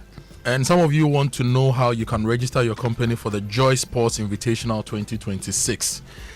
Just WhatsApp your company name to Slevin on 053 100 3813. WhatsApp your company name 053 100 3813. If you're an employee, if you're a middle level manager, senior manager, director, you want to come, just WhatsApp. You can even make it better by adding your HR's number to it. When you send it to us, we'll contact your HR and tell them you want to come and show what you've got. So 053 100 3813, and there'll be the CEO penalty shootout. If Parliament agrees, we'll have the legislative shootout as well. There'll be the arm wrestling, the lime and spoon and sack race. There'll be the tug of peace as well. And the female penalty shootout is also happening. And one thing is guaranteed, you'll have an unforgettable day. And before the competition begins, you get your body moving with an exciting aerobic session from 6 a.m. sharp. So rally your colleagues, wear your company colors, and come ready to compete, laugh, network, and create memories. The Joy Sports Invitational is brought to you by Toyota, superior quality, Ayuda, Ghana's #1 services app, Barco Services Bibri, Latex Foam, your partner for life, Minerals Commission, the regulator of the mining industry in Ghana. And it's happening on the 29th of August, Saturday, at the University of Ghana Stadium. We are going for a quick break. When we return, we'll read more of your messages, and then we will get into the big conversation with Julius Nikwe Kote, the Chief Executive Officer of the Driver and Vehicle Licensing Vandal Authority. Lugas. Vandal Lugas. Oh, he's a vandal. Proper vandal. Was he a chief vandal? That I can't tell, but he's a morale boy. You know. I hear Otokuno was also a vandal. Oh yes, Otokuno was a vandal. He was part of the chiefs. Samuel Dame was a chief. He used to do the Sakura. Samuel Dame was also a vandal. Yeah, Samuel Dame was in the vandal city. Vandal City. It's a beautiful city. Yes. Everybody must have a 1 week experience of Vandal City. Life will change. Quick break. We'll be right back. If I become a millionaire, I will put a huge billboard right next to my ex's house saying, look at me now, I hate it. As for me, I'm quitting my job in Star. The debate about third term or not a third term is going. Okay. Because you don't focus on one individual in making a law. If you do that, you make a mistake. You see, the underlying principle is about whether the nation should remove term limits or to hold on to our constitutional term limits for presidents. It's not about President Mahama. So I get offended when people narrow it down to an extent that when anybody says he's for third term, he likes John Mahama. When he's against third term, he doesn't like John Mahama. We are being too simplistic. Why? Previously, we didn't have presidential term limits. This was introduced as a means of ensuring that we can institute power alternation in the country. Before this constitution, there had never been a peaceful transfer of power from one party to a party in opposition. True or false? Yeah. And so at the Consultative Assembly, we sat down and tried to find out what it is that we can introduce that will help us to alternate power the way the mature democracies have been alternating power. And one of the tools we settled on was presidential term limits. And that was the reason why, because as at the time President Rawlings was exiting, he was still about the most popular person in the country. If there were no term limits, President Rawlings wouldn't have exited at the time he exited. Arguably, the time President Kufuor was exiting, he was equally popular. Right. And if MPP had fielded President Kufuor against Atta Mills, the chances were that Kufuor would have won and remained. So, but because there was a constitutional term limit, it meant that we forced the first transition, we forced the second transition, we forced the third transition. And so the question that is facing the nation is that is that our democracy matured enough now that if we remove these guardrails, will the whole thing collapse? Or we can still, we have matured to a point that we can still, our democracy can still move on. So it is a bigger subject for discussion, bigger than whether President Mahama or no President Mahama, third term or fourth term or anything. And if we are going to think about removing the term limits, how different are people going to see us from the people of Guinea, who had a president who just removed the term limits and rigged the election, remain in power only to be booted out by the military? Are we going to face that risk? So I see where we are, like, what do you call it? You know, before you erect concrete beams or concrete floor, you do some woodwork and then pour the concrete on it like liquid. It has to set and get hardened before you remove the woodwork. Yeah. So if you remove the woodwork prematurely, the whole thing collapses.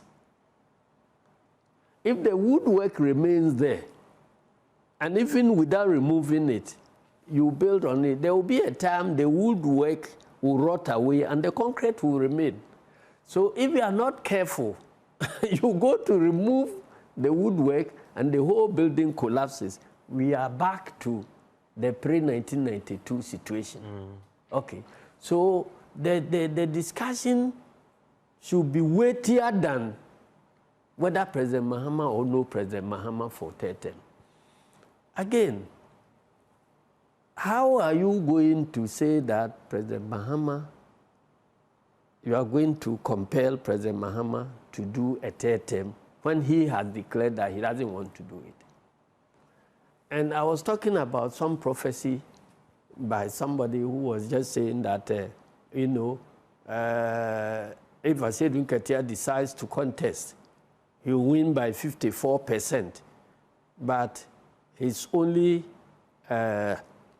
risk is that if he involves himself in the debate about President Mahama's third term, then he will risk the anger of President Mahama, who would then go and support another person to defeat him.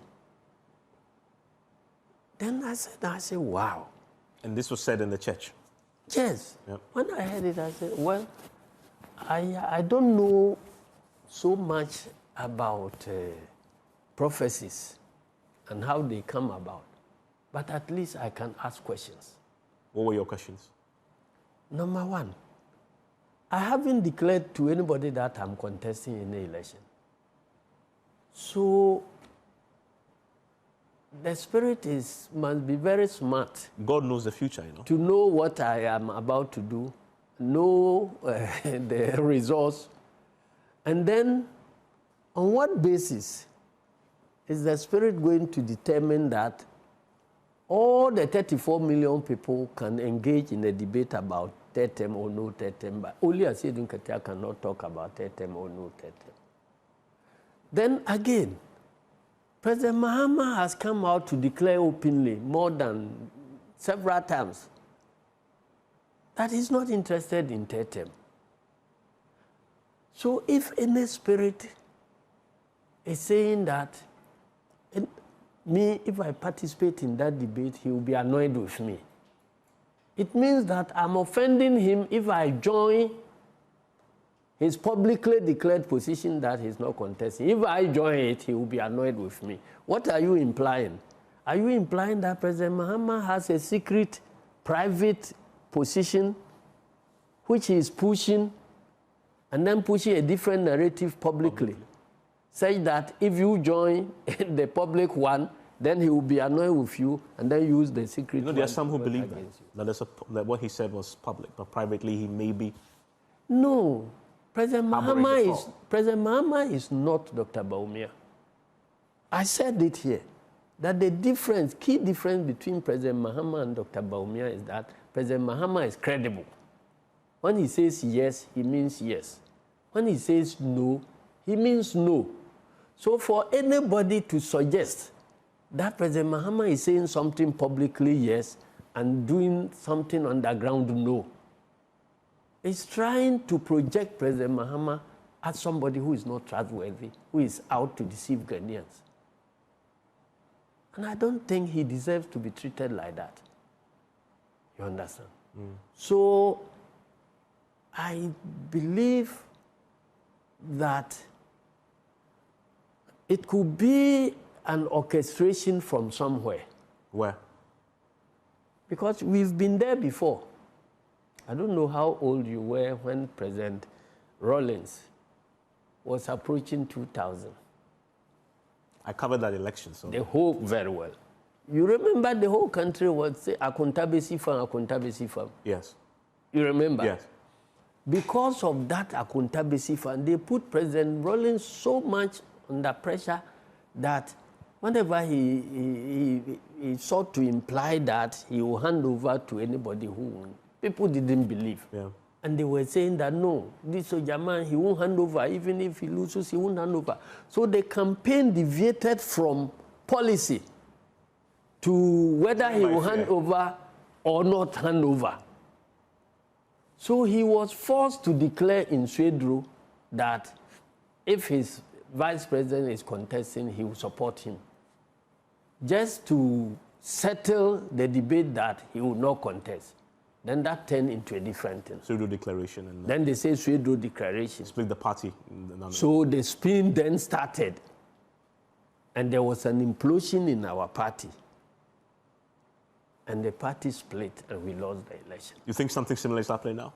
I think those who are pushing this type of narrative, they want to tempt President Mahama to make some declaration in order to convince people that he's not coming, which may end up, history doesn't repeat itself, but it rhymes. So the same thing that President Rawlings was subjected to, they knew he was hugely popular and all that. President Mahama too is hugely popular now. So, and if you hear the narrative of MPP now, they are not discussing policy. They are trying to use this third term as a tool for mobilization of their base. So every debate that they engage in, they add President Mahama's third term. He's jailing this, he's jailing that because he wants to do a third term. He's doing this thing, he's doing that thing because he wants to do a third term. Can't we see it? Are you suggesting that the MPPs behind this third term agenda push the narrative? I'm very, very sure. Very, very sure about that. Why? Because Wontumi is arrested for crimes that he has committed. How come in the talking about Wuntumi's arrest, you are implying that President Mahama wants to arrest all the outspoken people so that when he declares third term, nobody can challenge. So they are looking for some tool for mobilization. So that's why, a drowning man will hang onto any straw. They are now trying to use the conviction of Wontumi, which they themselves know is on solid legal grounds with abundant evidence. But nevertheless, they want to use the jailing of Wontumi as a tool for mobilization. The same way they want to get a tool out of this third term and use it to mobilize their base. The party is hitting the streets on Thursday. They say it's selective justice. Now I've been saying You're still listening to the Super Morning Show, and that is the Odonyum remix version. This time it's Oforiam Ponsa, Kiddy, and Stoneboy Beam. and time check is 8:25. Do you remember the first time you went to the driving school and the instructions you were given? Do you remember the driving school test you took? Today, the Super Morning Show is taking you to the driving school. We have the CEO of the DVLA here with us. You all know him, Julius Nikwe Kote. His friends call him Logas. And this morning, he's here to talk to us about Ghana's new DVLA smart number plate system. At the licensing regime, there's a new LI 2519. He's going to explain all those things to us. And he came super prepared. And so if you are listening to us, I suggest to you to go to YouTube or Facebook or X and watch our stream, because he's going to give us a masterclass of a presentation on Ghana's new DVLA licensing regime, the smart number plates, and everything to do with road safety here on the Super Morning Show. Mr. Kote, welcome to the Super Morning Show. Thank you, my brother. I hope you are well. I'm very fine. What about you? I'm good. I'm good. I'm expecting your lecture this morning and how that is going to make life convenient for us. It is well. When we announced that you were coming, a lot of listeners sent us messages. And if you read the theme under the messages, they want convenience as well. Exactly. And on the road, there are so many issues to do with safety and convenience. So you are here to take us through what you are doing with the licensing regime, the smart systems you are putting in place, and how to ensure road safety for all Ghanaians and people who drive within Ghana and use our roads. But before we get into your presentation, let me say a very good morning to all listeners and those on social media viewing us this morning. Great. Before we get into your presentation, let me make some small money. Okay, very important. Latex Foam is your partner for life, and they make mattresses from quality materials, not like those who make mattresses from banco and cardboard and other things. If you buy inferior and cheap mattresses, it may seem good. It may seem like a good way to save money, but you are falling for a trap. If you don't sleep well, you cannot work well and think well. So get Latex Foam, tried and tested for over 60 years. They offer you unmatched quality and durability for every Ghanaian home. Talk to their Kumasi office on 03220 29365, Accra 0302 231155 for all your inquiries. Walk into any of their outlets as well for your preferred choices, and visit their website latexfoamghana.com. Latex Foam is your partner for life. And if you are looking for the chillest man in Ghana, let me introduce you to Mr. Osei. He insured his car with Enterprise Insurance, so when the unexpected happened, he simply chilled. People say Ento Wada, but at Enterprise Insurance, we are changing the narrative. We say Etoa Da. If it happens, chill, because we've got you covered. Whether it's your car, your home, your travel or business, Enterprise Insurance gives you the confidence to face life's uncertainties, knowing we'll be there when you need us the most. Don't wait until it's too late. Get insured today on the Enterprise Advantage app, or you WhatsApp 053 970 0109 053 970 0109. Enterprise, your advantage. If you need solar solutions, I recommend Translight Solar for you. With Translight, you enjoy consistent, reliable power every single day. No interruptions, no surprises. And the smart solutions they have are designed to keep your lights on, your appliances running, and your operations moving, while helping you cut down on electricity cost. They're also offering exclusive installation discounts starting at 34,000 Ghana cedis, only with flexible payment plans. Call Translight on 0242 438 746 or visit translightsolar.com. Translight Solar, reliable power, total peace of mind. So this is how this conversation will be.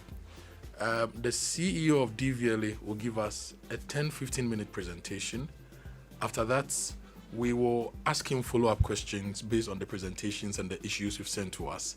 And then we come to you, the listener, for your comments, your questions, and more on the show. So we'll take a quick break to align our current numbering system with the new numbering system that is coming for Mr. Nikwe Kote to give us the presentation. That is the worst in any leadership of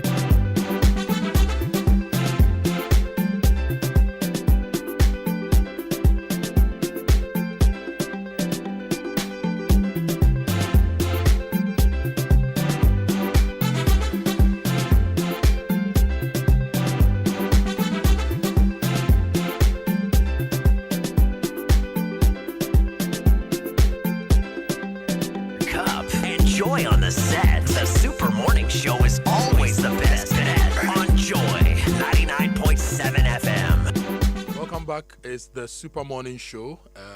It's time for us to have the driver and vehicle masterclass delivered by the CEO of DVLA. Thank you very Julius, much. over to you. Thank you very much, my brother. And vehicle registration number plates used in Ghana between the 1960s to 1980s. This is how it used to look like.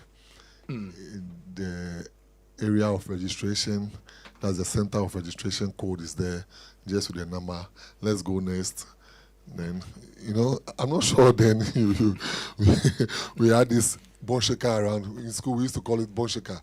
In my school, Aquinas, it was Mr. Boaji who was driving us, and that's what we used. So this is what was in operation in the 1960s to the 80s. Let's go next. Then, one may ask, there was a regime of change. Let's go again. Then we came to this one where the alphabet was what we used to identify vehicles at the end. So they said that as the suffix, we have the prefix, the number, and the suffix over there. Then that's the alphabet was for year of registration. So let's go next. This was in the 1995. This was 1995 to 2008. So we came to Z. We locked up over here. A, B, C, D, E, F. Then we came to Z. We locked up over here. Then we went next. Let's go to where we use the year of registration to represent the year the car was registered.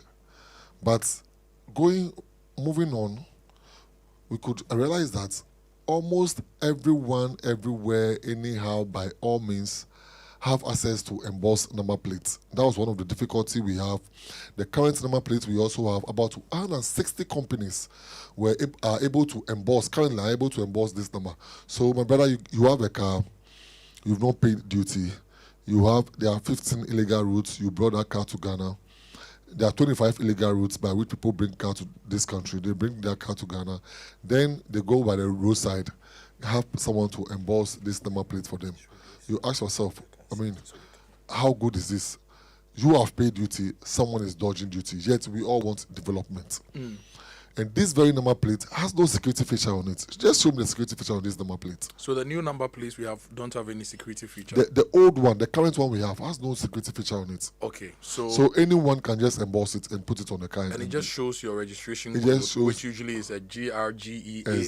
Exactly. And then the registration number. Exactly. And the year of registration. Exactly. And for the current one we are using, the year of registration started in 2009. Yes. And then it has the Ghana flag with the Ghana flag, which is ISO. Yes, exactly. Okay. So you could realize that this one we cannot scan for instant information. The current one, assuming you have a problem in or Friday night, you are supposed to contact DVLA for information. DVLA will have to wait till Monday when they start work before they can provide that information to the security agencies. That is extremely wrong, totally wrong in this modern age. So let's move to the next one. Let's move to the next one. Now, the current situation we have, vehicle registration number plates are manually embossed. So that's what I said earlier. About 160 companies in this country have outlets, they have stores, and they are just embossing number plates for. I made my own research when I was told about this. I went to Pokwasi. There's a woman there who has displaced number plates in front of her store. I contacted her, went to her, spoke with her. Madam, I want to emboss number plates. She didn't know me. I was surprised. So she asked me to write the number for her. I wrote the number for her. The next day, I went myself. I paid 250 Ghana cedis and got the number plates. I assume I have issue with you, and I want to punish you. I'll use the number. I'll go and emboss your number plates, put it on the car, take it to something. Have some commit a crime. Exactly. Just leave the car over there for traces. Who gets the problem? You. You're not the one who engaged in that criminal activity. Information retrieval is manually done in results delays in giving information to law enforcement agencies. It's prolonged time waits in delivery service. Sometimes people come for transfer of ownership and we cannot find the file. IOCO, National Security, Ghana Police will write to us, and it's difficult for us to get the information for them. as of today, or as of now, if you ask me, Julius, what's the total number of cars we have on our roads? I don't know. That's actually a question I've tabled. I don't know. I'm very frank on that. I don't know. But you have a total number of vehicles you have registered. Of course, that one. But the actual total on the roads, I don't know. We don't, because people don't engage in vehicle layoff. When you are putting your car off the street, you must write to us. If be it 1 year, 2 years, 3 years, you must write to us. When you are your car is involved in an accident beyond repairs, you must inform us. People, because of the infiltration, we've got to know it's about 5 to 10% infiltration of cars that have not paid duty.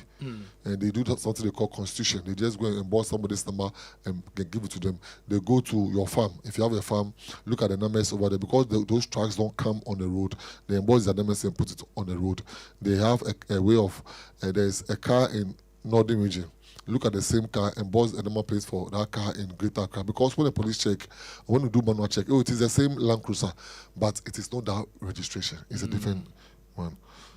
Let's go to the next one. Let's go.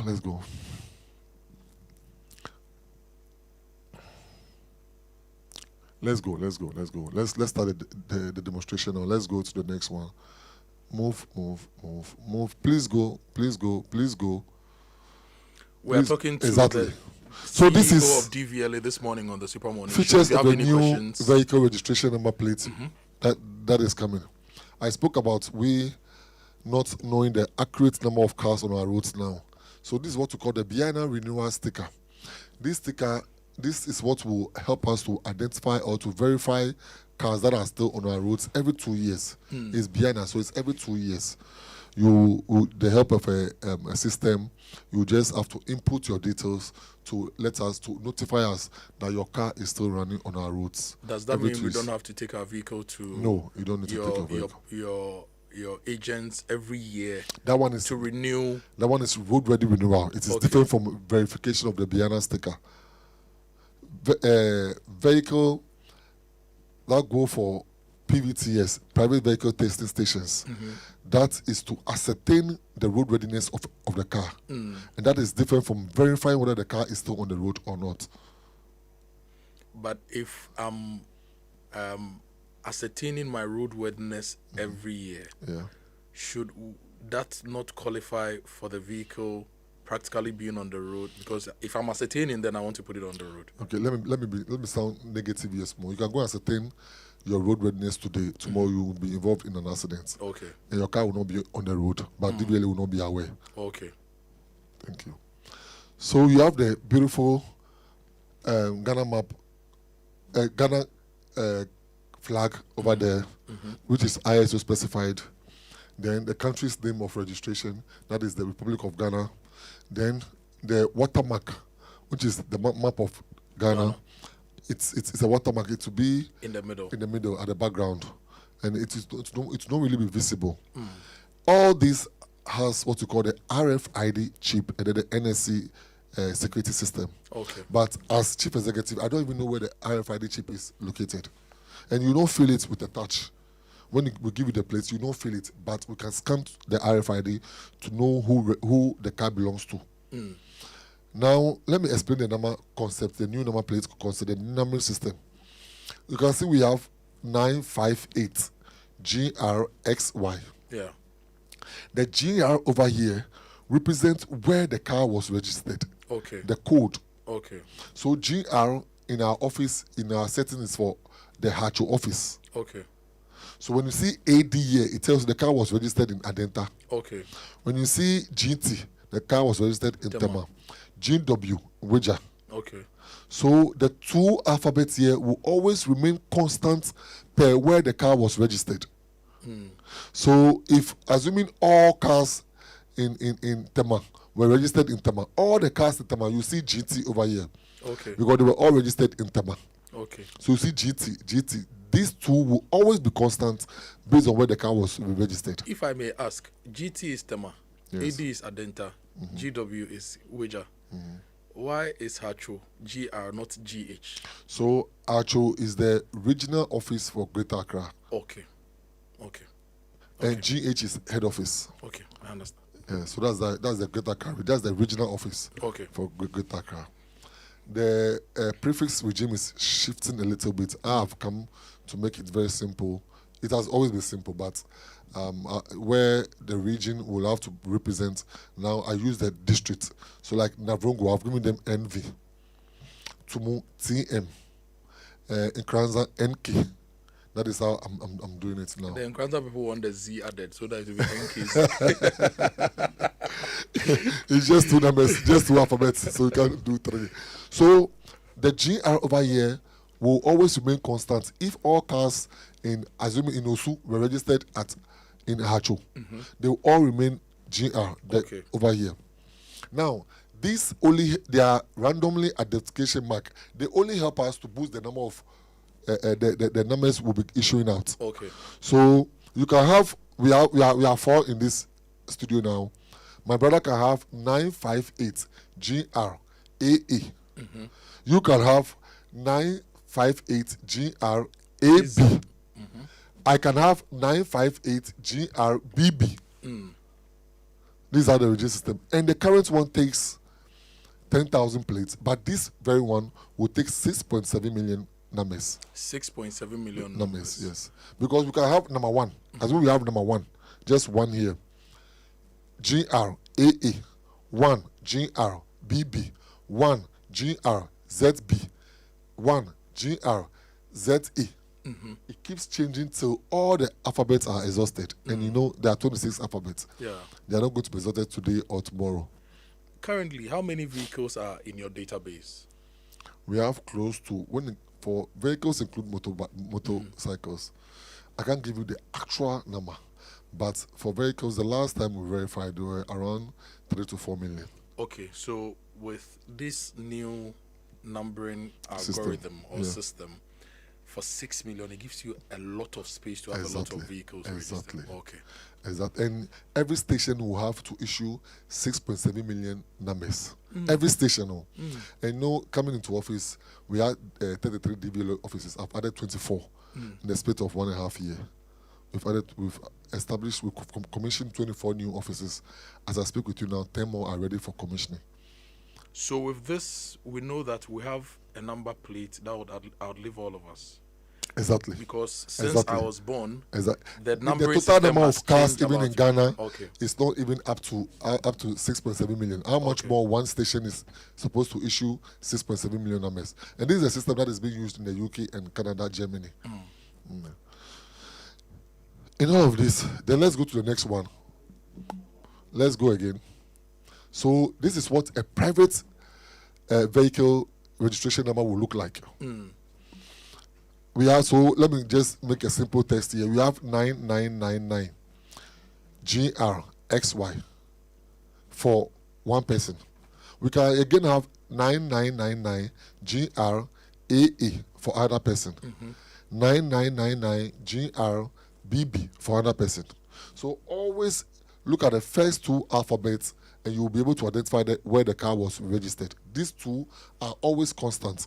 These 2 will be changing based on the algorithm, the software we have. So for those listening to us, those who are unable to watch online, so the number plate is rectangular. We have the Republic of Ghana. On the upper right corner, there is the Ghana flag. The Biana. Upper left corner, there is a the binary renewals exactly. sticker.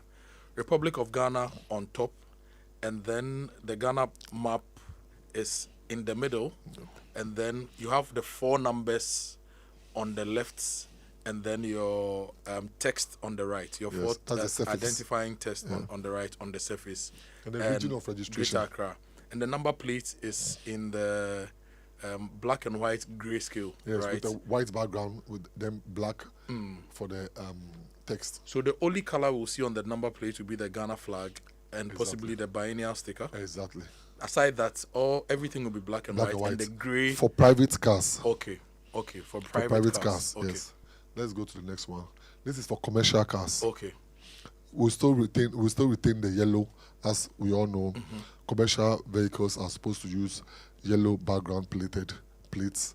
Then the same numbering system. Okay. So you can have the same number as this for commercial. Someone else will have the same number as this for private, but the background color will show the difference. That this is for commercial, this is for private. Okay. So it's the same system. all these still have RFID chip in it. I don't know where the RFID chip is located on this. But Hence, if you can have the same number for commercial and private. The same number for commercial and private. For the other agencies that depend on the DVLA to offer us services, insurance and related agencies, have they updated their database such that they can capture it to avoid confusion? No, even in the current system we have the same number for commercial and private. Is there? Just that we use the commercial and the private to differentiate. Okay, I understand. The current system we have, okay, that is how it is. Okay. So with this, we don't change the system. That is how it is. Okay. The next one. So these are for government vehicles. We still have the Biana system there. We have the government of Ghana, our flag. We have the Ghana flag. Then GV, so that's the government vehicle. Then let me show you. Here we will not use the algorithm because we have something special here. We have 0402. 04 is the ministry, 02 is the agency. Okay. So every agency has an identification number, exactly. And every ministry currently has an we still have number. that system in place. Every agency, every ministry has tabled all the agencies according to the alphabet. So no, according to numbers 1, 2, 3, 4, 5, 6, up to I think it's 33 or something now. Okay. Then you come. So assuming this car is for DVLA, this number plate is for DVLA, it tells you that 04 will be for Ministry of Transport. And then 02 is the authority DVLA. So DVLA is the second institution under the Ministry of Transport. That is how this will be. And it's currently exists, just that the numbers are not visible. Okay. We are now making it more visible. Okay. Yeah. This is for electric vehicles. Now we'll separate the number plate color for electric vehicles. They will have green strip at the end. So that when you see any car with a green strip at the end, you know this is a electric vehicles. Because there are some car parks that are purposely designed for electric vehicles because of the charging system. So we decided to give them their own number plates so that the security agencies will know. And then look at this. We have AD here. It tells you that this electric vehicle was registered in Adenta. You understand? Yeah. This electric vehicle was registered in Adenta. So the AD over here will be constant for all cars that will be registered in Adenta. The AD over here will be constant for all cars that will be registered in Adenta. Because the code for Adenta is AD. Yeah. The next one. You know, this is for our diplomatic vehicle registration number plate. And their CD is still with them. The CD will be constant in all. And these numbers are being issued by the Ministry of Foreign Affairs. Okay. We only do the embossing. Okay. They have a system to issue, and we only emboss. And let me say this: there are some people who maybe the ambassadors are going back. They sell their cars to, and they don't change the number plates. This have arrested like 3 of them.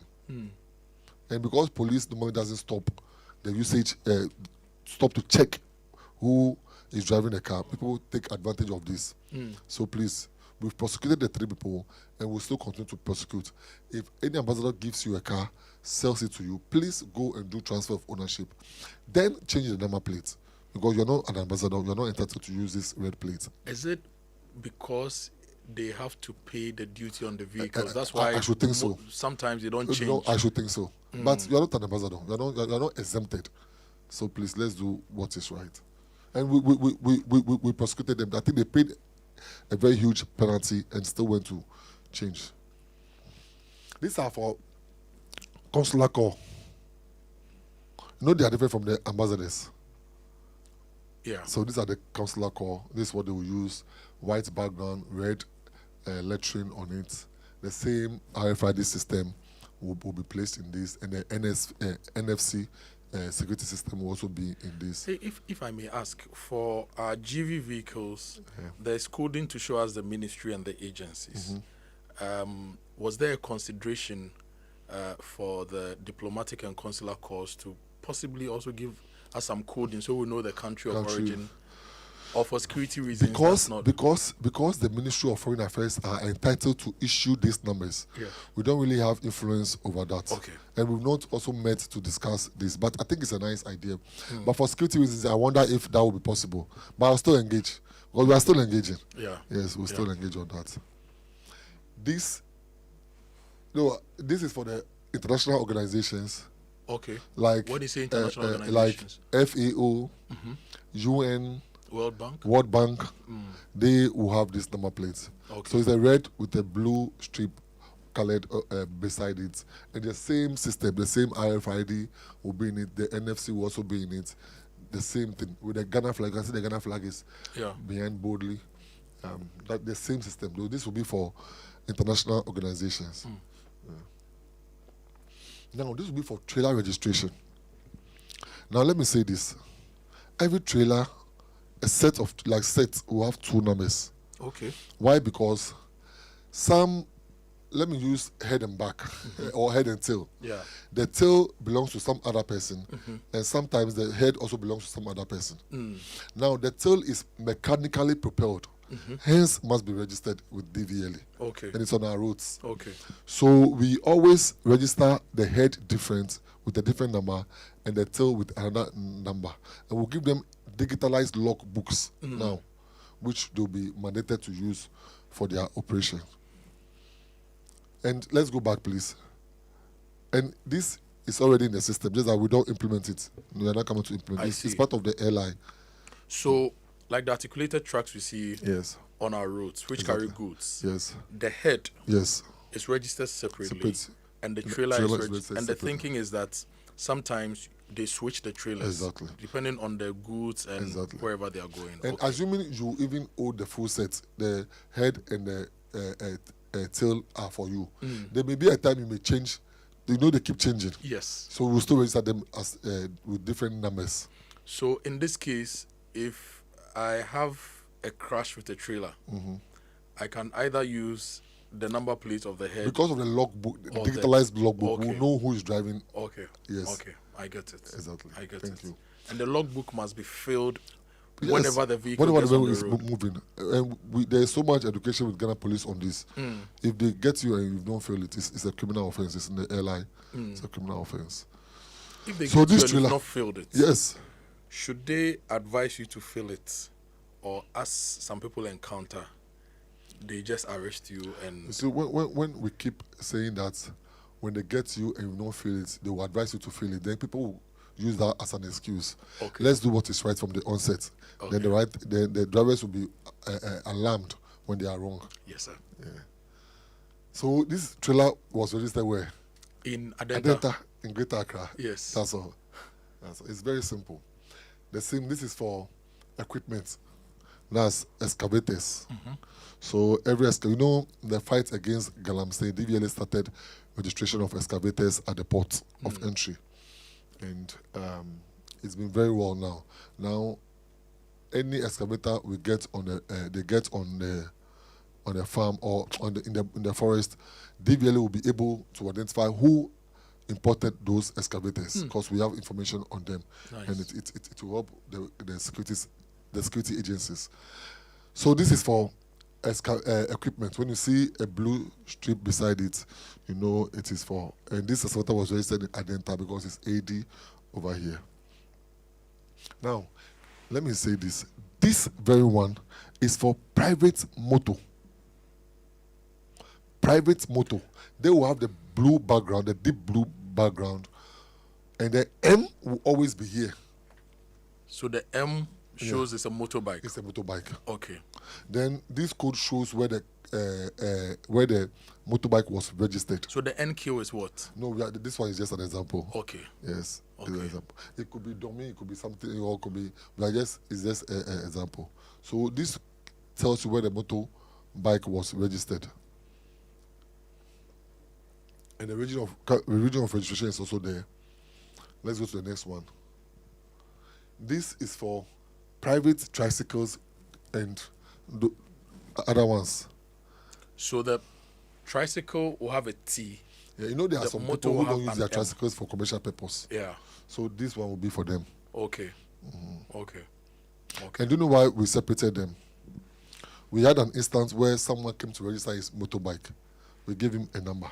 He has 5 other motorbikes. He went to emboss that same number to put on all the 5. So when you arrest the motorbike, you see, it's a motorbike registration. But it is not meant for that particular motorbike. Because he used only one motorbike number and then gave it to all the rest. So there's a need for us to separate them. Okay. This is for trailer. It is for tricycles, please. And then also with a blue background. With a blue background, and the because text it's private. is white. So the privates are always with a blue background for motorbikes. Okay. The privates are always with a blue background, with a deep blue background, and the text is always white for private. Okay. Let's go to the next one. Okada, Okada, That is the Okada. My brother, Okada, Okada, Commercial motorcycle registration number plate. You always see M on the yellow background. It tells you it's a commercial motorbike. That is it. And the same, that one too also have RFID with the NSC technology also in it. Okay. Yes. So anywhere you are, when the police just points at your number plate, it scans to have instant information on who registered the motorbike you are riding. Okay. Yes. Please, let's go to the next one. This is for tricycles, commercial tricycles. With a yellow background. Yellow background. So the All private tricycles and motorbikes have a blue background. Exactly. The commercial motorbikes and the tricycles will have the Yellow background. Okay.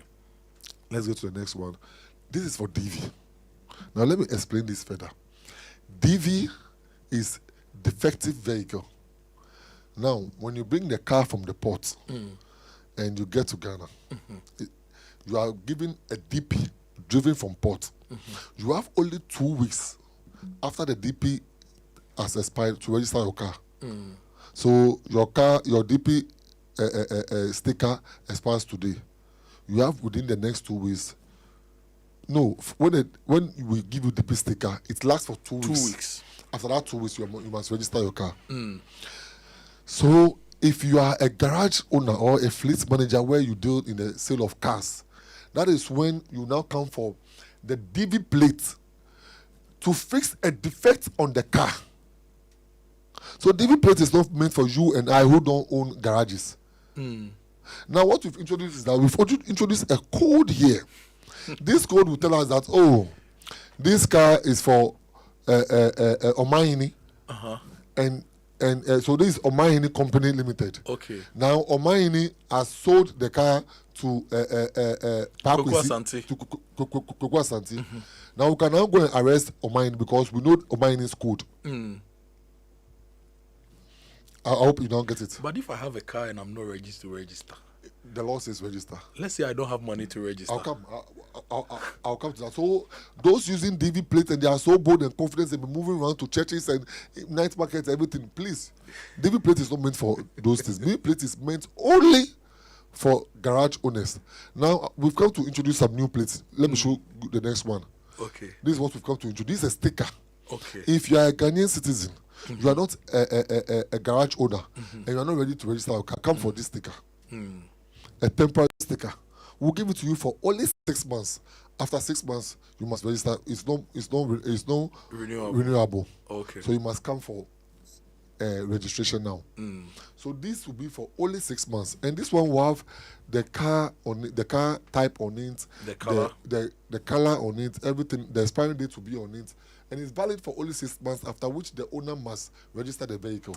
I've seen a QR code on this one. QR code This is the first one I've seen a QR code on. No, it. the DV plate was a QR code. The DV plate. Please, let's go back. You see, the DV plate was a QR code. Okay, so the DV plate and the temp plate will have QR codes. They have QR codes. But the other plates have the RFID. RFID and the NFC. Okay. Yes. Okay. You know the NFC, even with a phone, you can scan to know. And that one, because of data protection law, we are minded of who must see what. So that one are the physical things you see on the car. Oh, the car is a Benz. It's black colored. It has this number plate. The physical things you can see, those are the ones that every citizen can just go there with their phone and scan to know. But the things that are like your identification, your name, your NIA card, biodata, everything, that one has been seen by authorized agents. Like maybe Ghana Police, DVLA, National Security. Those ones are above what a citizen. So even though the number plates have the RFID and the near field communication, if I take my phone and I scan, I'll not get anything. You will get what the physical things you can see with your On the eye, car. like the tire, the color, the car type, the maybe the VIN number, because that one is always displayed on the windscreen. Okay, but not the name not the of name the of the owner. owner. No. Okay. But when an authorized agent scans with our scanner, they can now see all that you cannot see in terms of the name, the address, the phone number of the person, the NIA registration details. But would it also display when the car was registered? Yes. I'm asking to the when- regular person, not the. No. Do you know why? Because we are doing away with the year of registration for a reason. Why? Now, we are in August. Go to DVLA, we don't register cars. Because everybody is waiting for the subsequent year. So we are driving our DVs now. DVs now. But when you go to any other country, I think it's only Ghana that uses year on normal plates. Yeah. Any other country, everyone registers, because there's no year for you to go and flex in when I register my car in 2027 or 2028. There's no year of registration. So why will people not even register their cars when we implement this?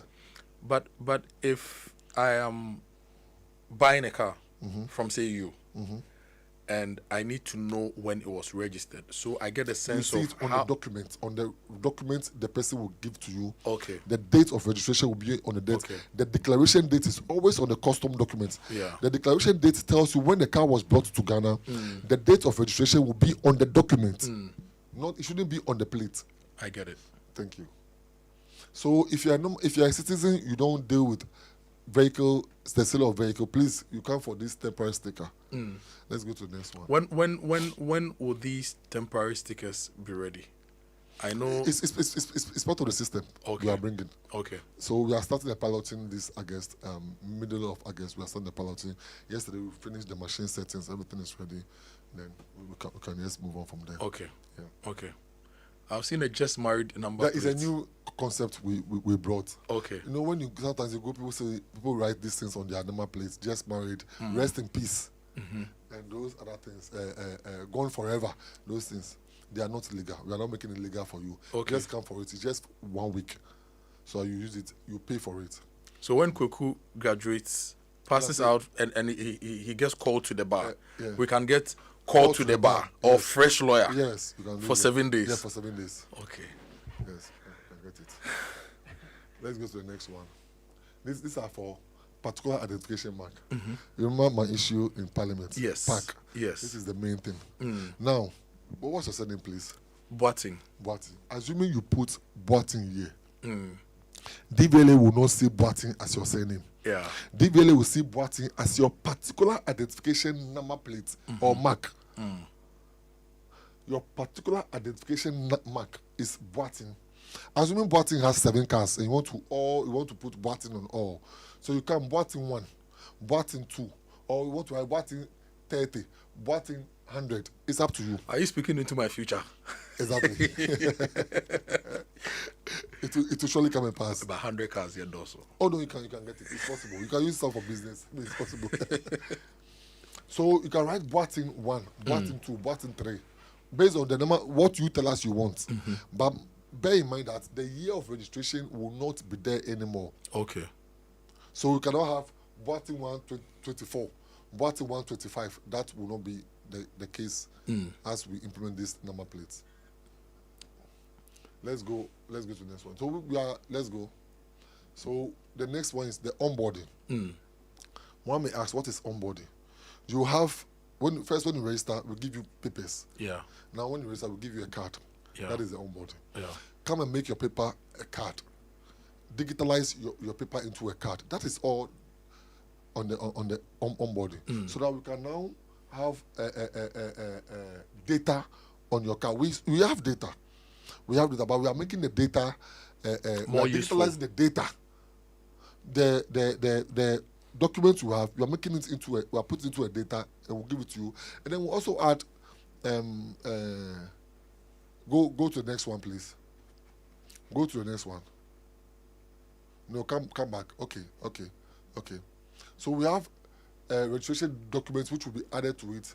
That is the onboarding card, and then for verification, there will be a time the system will come and say, okay, because of the rate of stolen cars, let's check your onboarding card. Okay. When you put it in, say, okay, everything, Boateng's name is there, everything is there, is correct. Then the police will allow you to go. And then someone also asked about you spoke about the license, where the police have been seizing license. Yeah. We are saying that now we have something we call competence, certificate of competence number. Okay.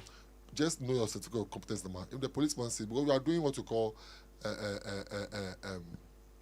digital license. Okay. So with that, the police will just need your competence number to input to know whether your card is correct or not.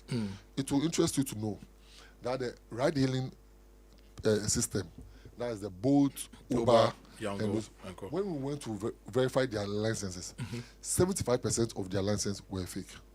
Wow. 75. Now, my brother, when you see a fake license and you see a correct one, you'll not be able to know the difference. But because I work there, I know. But will every Ghanaian, will every policeman be able to identify which one is correct, which one is fake? So there will be a system. This same system can now scan for your road ready, can scan for your license, and can scan your number plates. How about now, insurance?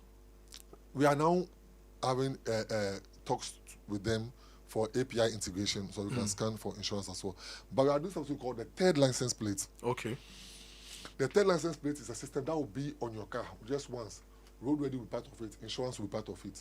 Now you don't put insurance sticker there, you put road ready sticker out there. It's a small thing which is scannable. So if your road ready has expired, it will expose you. If your insurance has expired, it will also expose you. That's a third license plate. Third license plate. That will replace the current road ready sticker and the insurance sticker. Yes. Okay. That we have to place on our windshields. Mandatory. Exactly. Okay. And then let me also say that just yesterday we had about our third meeting. The new toll system which has been passed by Parliament will be able to communicate with our RFID number plate. Okay. So if you are passing by, we have what we call the gantries. That's is part of the system. If you are passing by and your number plate is not embossed by DVLA, it will be flagged as fake. Okay. And you cannot go through. You can go through, but we will arrest you. Okay. Because now manufacturing of plates will be done by DVLA.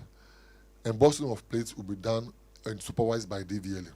Now, let me clarify the embossing aspect. The embossing aspect, those who do embossing can still do embossing. But it wouldn't be like every other person does embossment. Now, we have only one embossing company in one region with the machine which is very connected to the head office of DVLA. You use your fingerprints to emboss. Whoever emboss will know. So the machine is now digital. It's not like the bang the hot one you put bang on it anymore. Now, my question is, the number plates, it comes with the RFID and NFC.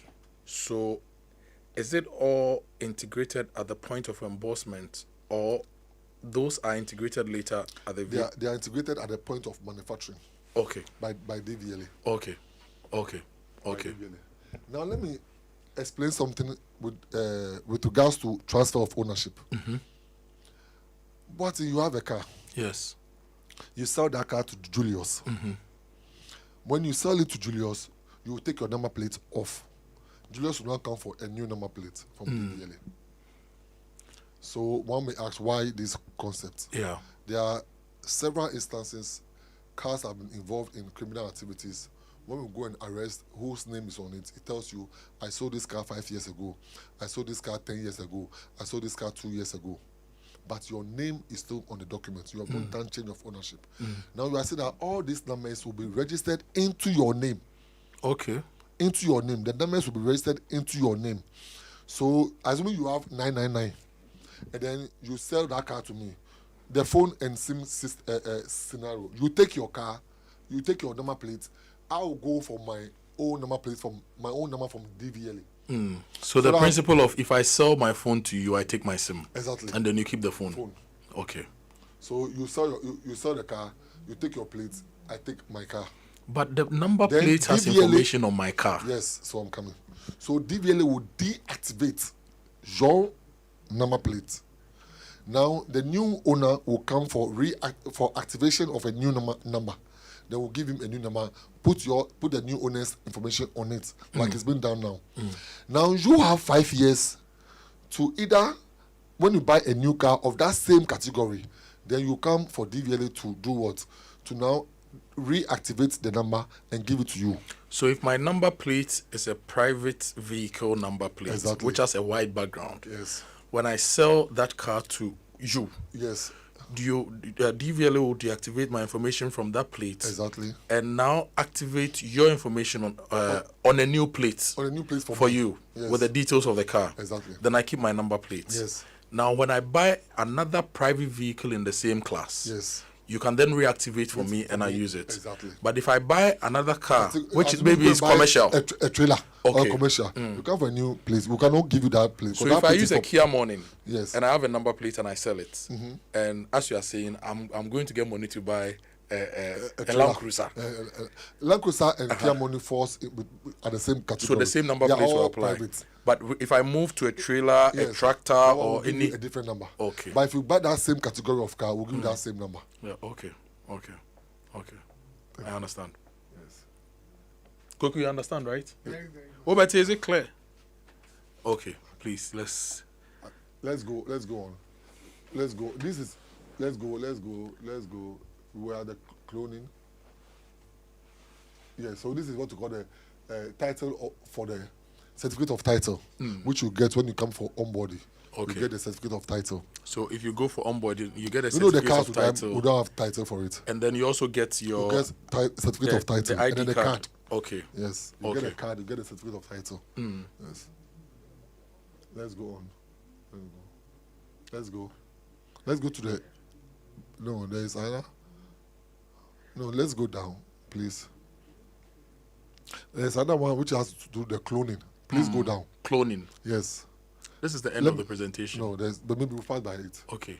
Let But me you can explain still to tell us You about can the still cloning. Go back. Yes. Go back. Okay. Okay, so I guess this morning is the CEO for the Go the DVLA, Driver and Vehicle Okay, that's the Licensing cloning, Authority. that's the cloning. That's the And cloning. he's here explaining the new smart number plates and the licensing regime with us. This system is part of the new number plate system, but we've started with this already. Okay. Now, what is cloning?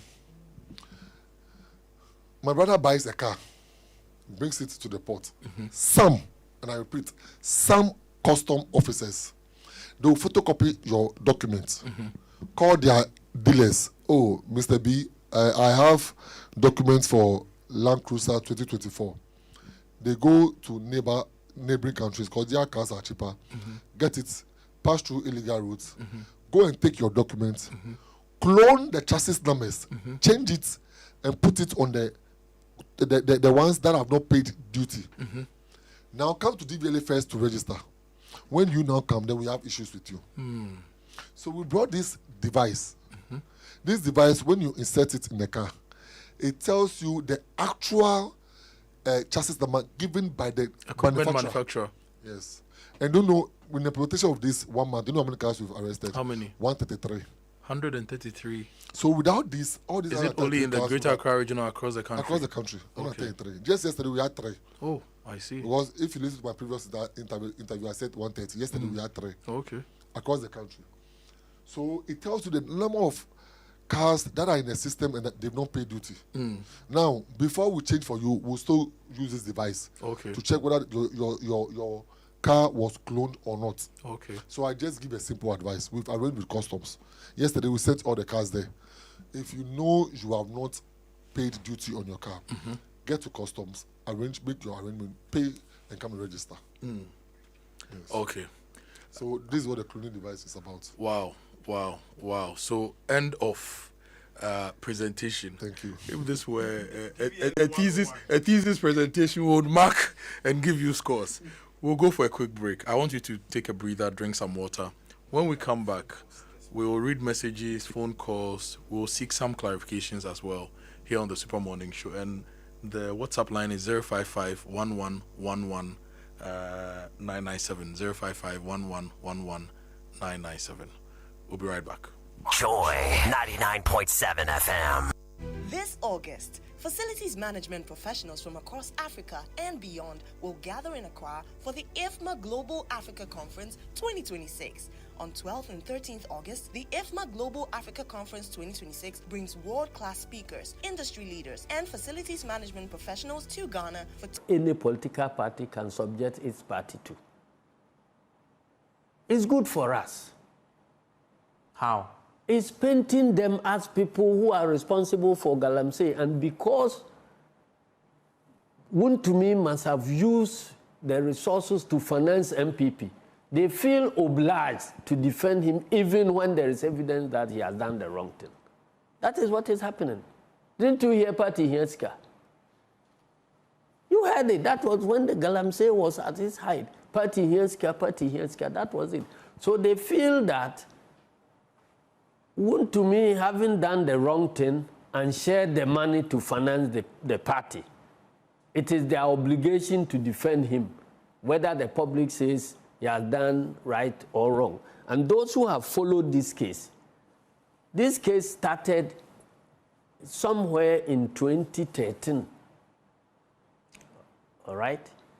When President Mahama put together the ministerial Interministerial Committee Against Illegal Mining.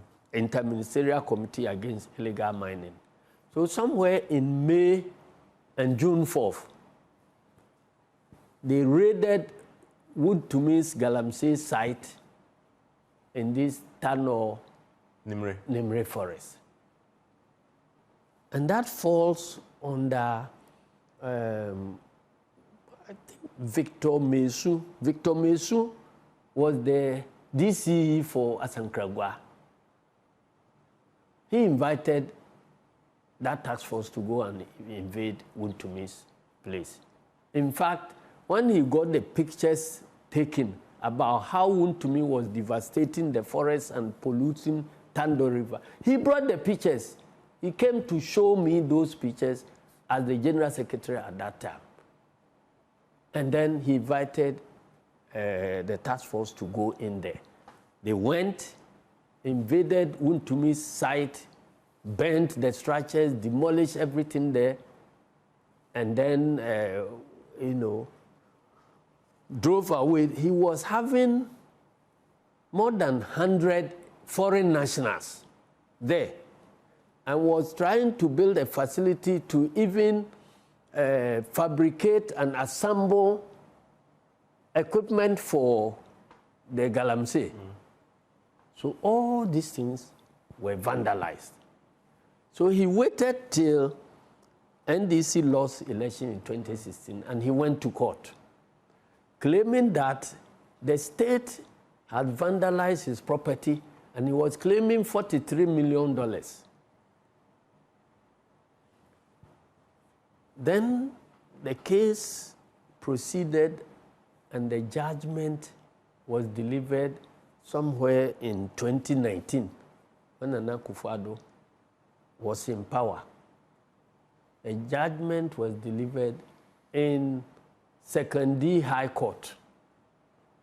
I have all the case. You seem to have really followed this. I have the details. I have followed it because when Mesu brought the pictures, he showed them to me as a General Secretary at that time. But this latest trial that convicted him was based on a 9-month operation. You wait. So that case was judged. It is because it was a civil case filed by Wontumi to take money by way of judgment debt from the government. And it failed. You know some of his claims? He said that he had legal license to mine.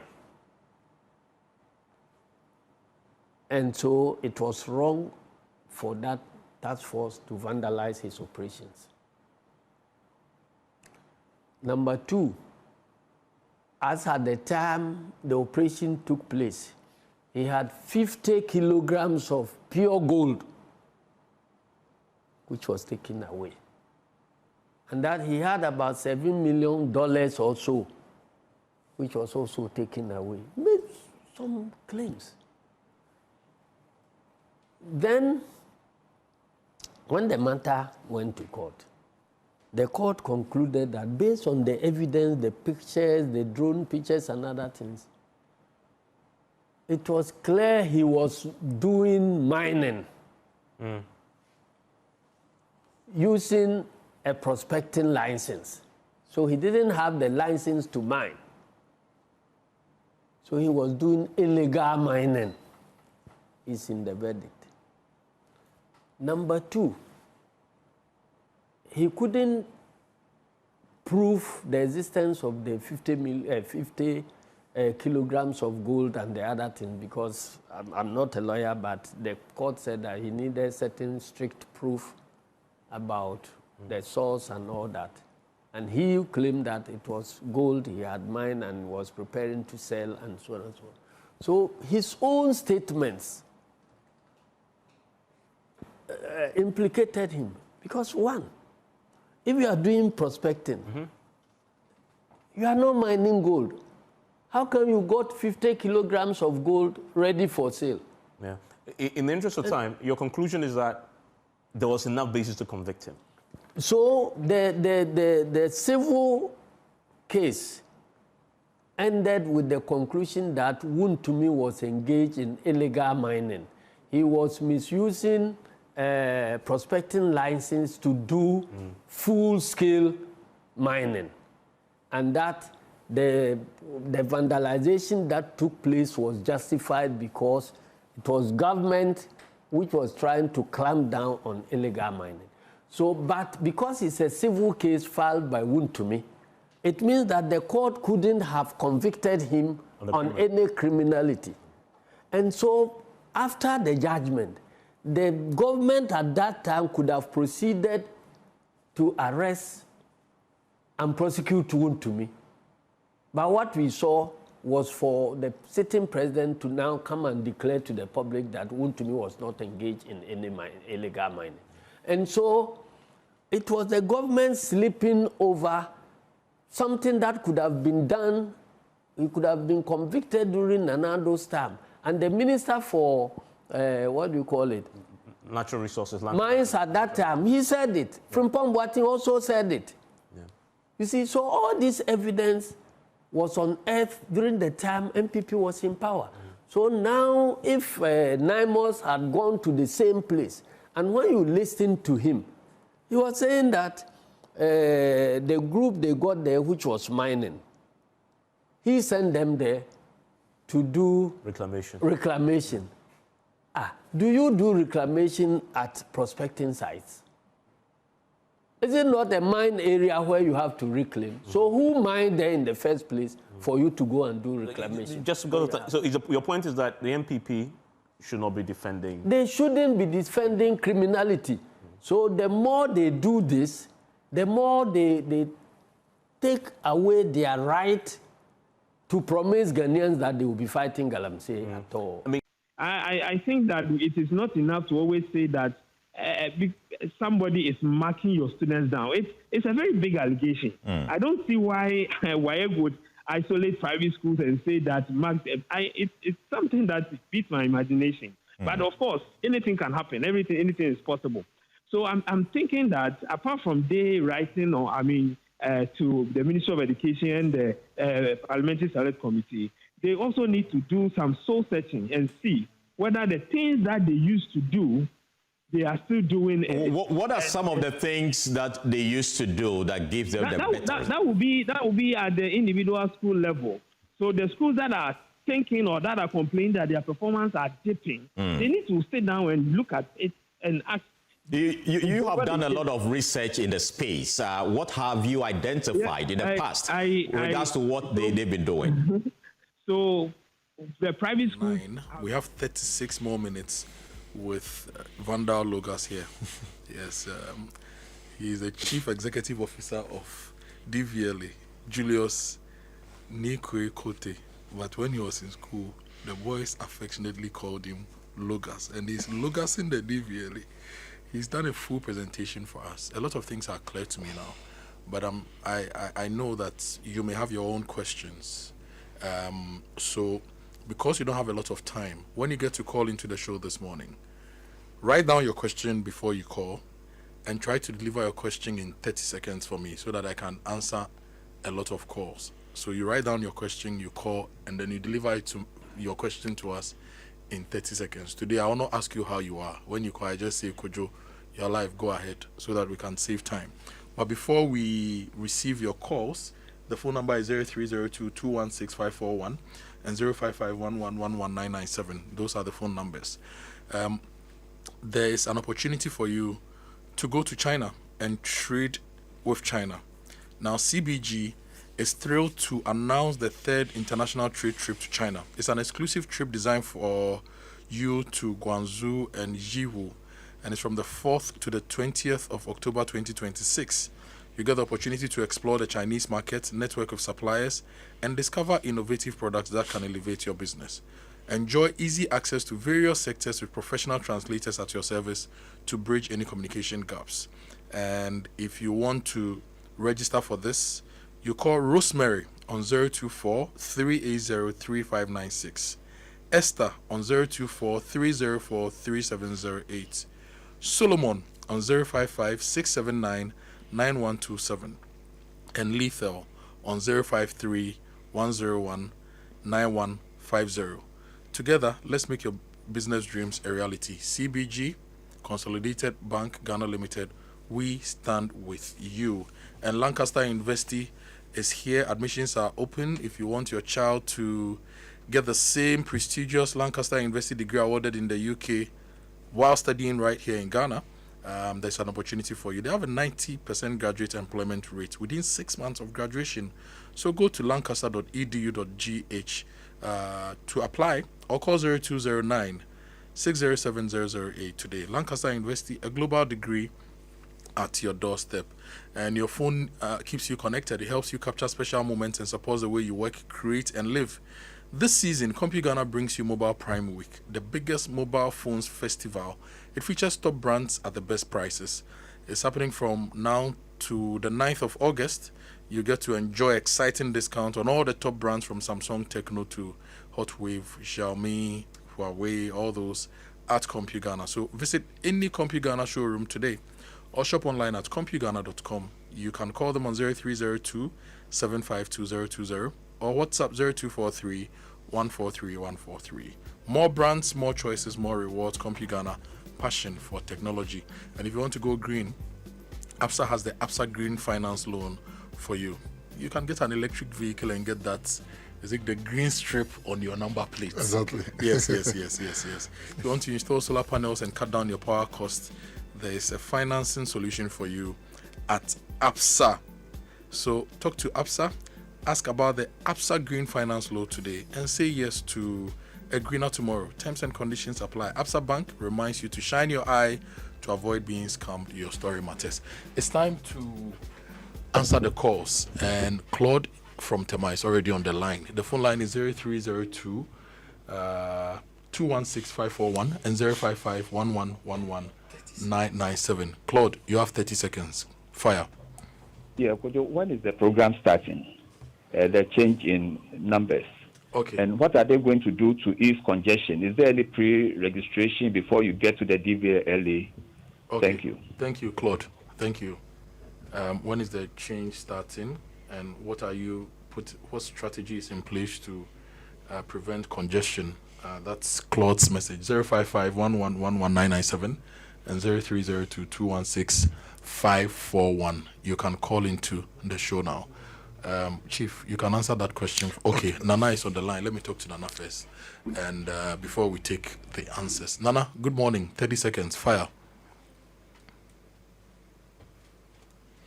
Hello, Nana. Can you hear me? You are live on the radio. You have 30 seconds. Please go ahead. Okay, I cannot hear Nana. But Freddie, if you can hear me, you have your 30 seconds. Go ahead. Freddie? Hello, good morning, Kojo. Good morning. Go ahead. Yeah, please, my question has to do with the digital filling of the logbooks. We know the situation now. How well are they going to fill it? Because you know the illiteracy issues when it comes to especially of filling of documents. So how well are they going to fill this, and so that they will not have issues with police and delays on our roads? Thank you. Thank you, Freddie. Freddie's question is on logbooks. Lord, you're on the radio. 30 seconds. Go ahead. Yes, Kojo, good morning. Please ask my boss for me. I bought a car, and unfortunately, there's no paper or duty on it. But I want to register it. Okay. Lord, thank you. You bought a car, you don't have any documents on it, and you want to register. How can that be made possible? Chidiak, go ahead. Good morning. Good morning, Chidiak. Speak up. Your voice is low. Yeah, I want to know from him. This license, driving license issues. People get accidents, counted occasions. Nothing proves that they have accident. They still carry the license and drive. What are we doing about it? Okay. Because they become high-risk drivers on the road. Okay. Thank you, Chidiak. So, practically, Chidiak wants to know whether there is any risk rating for drivers. Kojo is in a safe room. Kojo, good morning. Good morning, Kojo. Yeah, my problem is we bought a car, my wife and I, we bought a car from a Lebanese, and the car was in my wife's name. Now, we want to change the documents into my name, but the documents bearing my wife's name is missing. And the DVLA agent in Kumasi helping us has called the Lebanese number. It's been going through, but it's not picking it up. And now the process has halted. So we don't know what to do. I just want help from your host. Okay. Israel, you are my last caller. Kojo. Good morning. Good morning, Kojo. Yeah, please, I want to find out from the CEO how much the onboarding will cost for a vehicle registered in 2021. And then the second one is that, unfortunately, part of the document, we bought the vehicle from somebody. The document he gave us, part of it is damaged. I think mice or something has eaten part of it. What do we do? Thank you. How much will it cost to register a vehicle bought in 2021 and damaged documents? In fact, the issue of damaged documents, there's a listener who has sent us a message that when the flooding happened, a lot of people lost their documents. In this regard, do you have backups? How do people recover the information on their documents to get the registration done? Let's take it from the top. When is this change starting? And the convenience, how are you going to ensure convenience for? So middle of August to 1st of August, we've set our machines and everything. We are starting with the piloting. 1st of September, we are starting with the piloting. Then to the public, 1st January 2027, we start with the public. And then this is what we are going to do. We are going to open an interface between the public and DVLA. So, assuming my office can register only 200 cars in a day, we will assign only 200 people to go there on that day. We are using 2-3 years to change our number plate, so there's no rush in the quest to change. Now, how much would it cost to get the new number plate registration? The actual proposal that came to us was 420 Ghana cedis, but we are still in negotiation with the service providers to reduce it further. So from 420 it will still come further. We are still looking at it. But currently, we must know that it depends on the car you are registering and the number and the amount that is being charged to it. But no amount will exceed 420. Okay. And the matter of logbooks, I think it was Lord who asked, or was it Freddie, about logbooks? We put into consideration the illiteracy rate, but we can't say we will not develop because of that. We need to move on as a nation. But we'll have a lot of public education, teach them how to. So far as they are able to drive cars, there are some simple exercises they should be able to do. And it's a very simple, it's just like using a phone. And it's very simple. We'll teach them how to do it. So the login is a digital login system? Yes, digital login system. Not like with the red logbooks? No. It's a digital login system. Okay. When you log, we'll have a prompt at the head office. Okay. Yes. Okay. It's a digital login system. Okay. Now, 2 questions with documents issues. They want to register a car, they don't have documents. Yes, you want to register a car, you don't have documents. What shows that car is not a car that you brought illegally into the system, into Ghana. That's the first question I need to ask. Because we DVLA registers a car based on the custom documents given to us. Mm-hmm. So if you don't have a custom document, what shows the car is a legal car that is running on our roads. So we need custom. Even the system will not even open for you. If you don't have documents, the system will not open for you to register, because we need to input the declaration date and the chassis number for our system to open for the registration to be done. In the case of the person who bought a car from a Lebanese person, registered it in the wife's name, but they don't have the documents, can they come and retrieve? I was just surprised about that, because whenever you register a car, DVLA also has copies of the documents. Okay. So when you register a car, you cannot locate your document anymore. You just come to DVLA. We have what we call we apply for even your documents. We'll give you a copy of your document. Okay. You can use that same photocopy documents to do the transfer of ownership. Okay. What we have realized most of the time is that change of ownership, we have an issue. People buy cars and they tell us they can't find the old owner. And then I've instructed all my offices not to register that vehicle, because we've lost about 100 cases on that. Kojo, you come to us that you bought a car, we should they use DVLA used to use the indemnify clause. Mm-hmm. You cannot indemnify something that doesn't belong to you. And DVLA is not mandated to determine who a car is for. We are mandated to register who a car is for based on a document given to us by customs. Yeah. So we don't solve issues on cars. The court is the institution mandated by law to solve those issues. So we are saying, if you have a car and you cannot find the old owner, go to court, let them give you a document, come to us. When the old owner resurfaces, we have the court order, which instructed us to register. But without the court order, we've lost a lot of cases, because the court keeps asking, but who said you have the mandate to determine who the car is for? So I've said, henceforth, if you have a car with no old owner, please go to, because the old owner need to confirm to us on phone or in person that yes, I gave the car to Kojo. Kojo bought the car for me. Mostly people buy the cars, they don't pay, or they try to come to DVLA to register it into their names. Yeah. Later, the old owner resurfaces, and then we are doomed. So please, it's a simple exercise. The court has the mandate to determine or settle disputes about cars. We don't do that. We only register a car based on the information on the document. Okay. Now, the other question was, do you have any risk rating mechanism for drivers? If a driver has been involved in a lot of crashes, are you going to indicate that, or do you withdraw their licenses? So if you see, I was asking you to give me a chance for some policies. I'll be so we have what we call the points management system, which we are about to launch in about a month time. The points management system is like the UK system, where we will give you number of points beginning of a year. If you are able to exhaust your points based on bad driving, you go back to the driving school. We'll seize your license and you go back to the driving school. Okay. And yes, and for you to come back to have a license again, you go through a lot of training. So that's the point. But the bone of contention now, my technical team is saying we should give 40 points. And I'm saying 40 is too much. I want to give 20 points. And you see, when you go to UK, how many points do you have? Some have 4. And some offense on the road will deduct 3 or 4 points.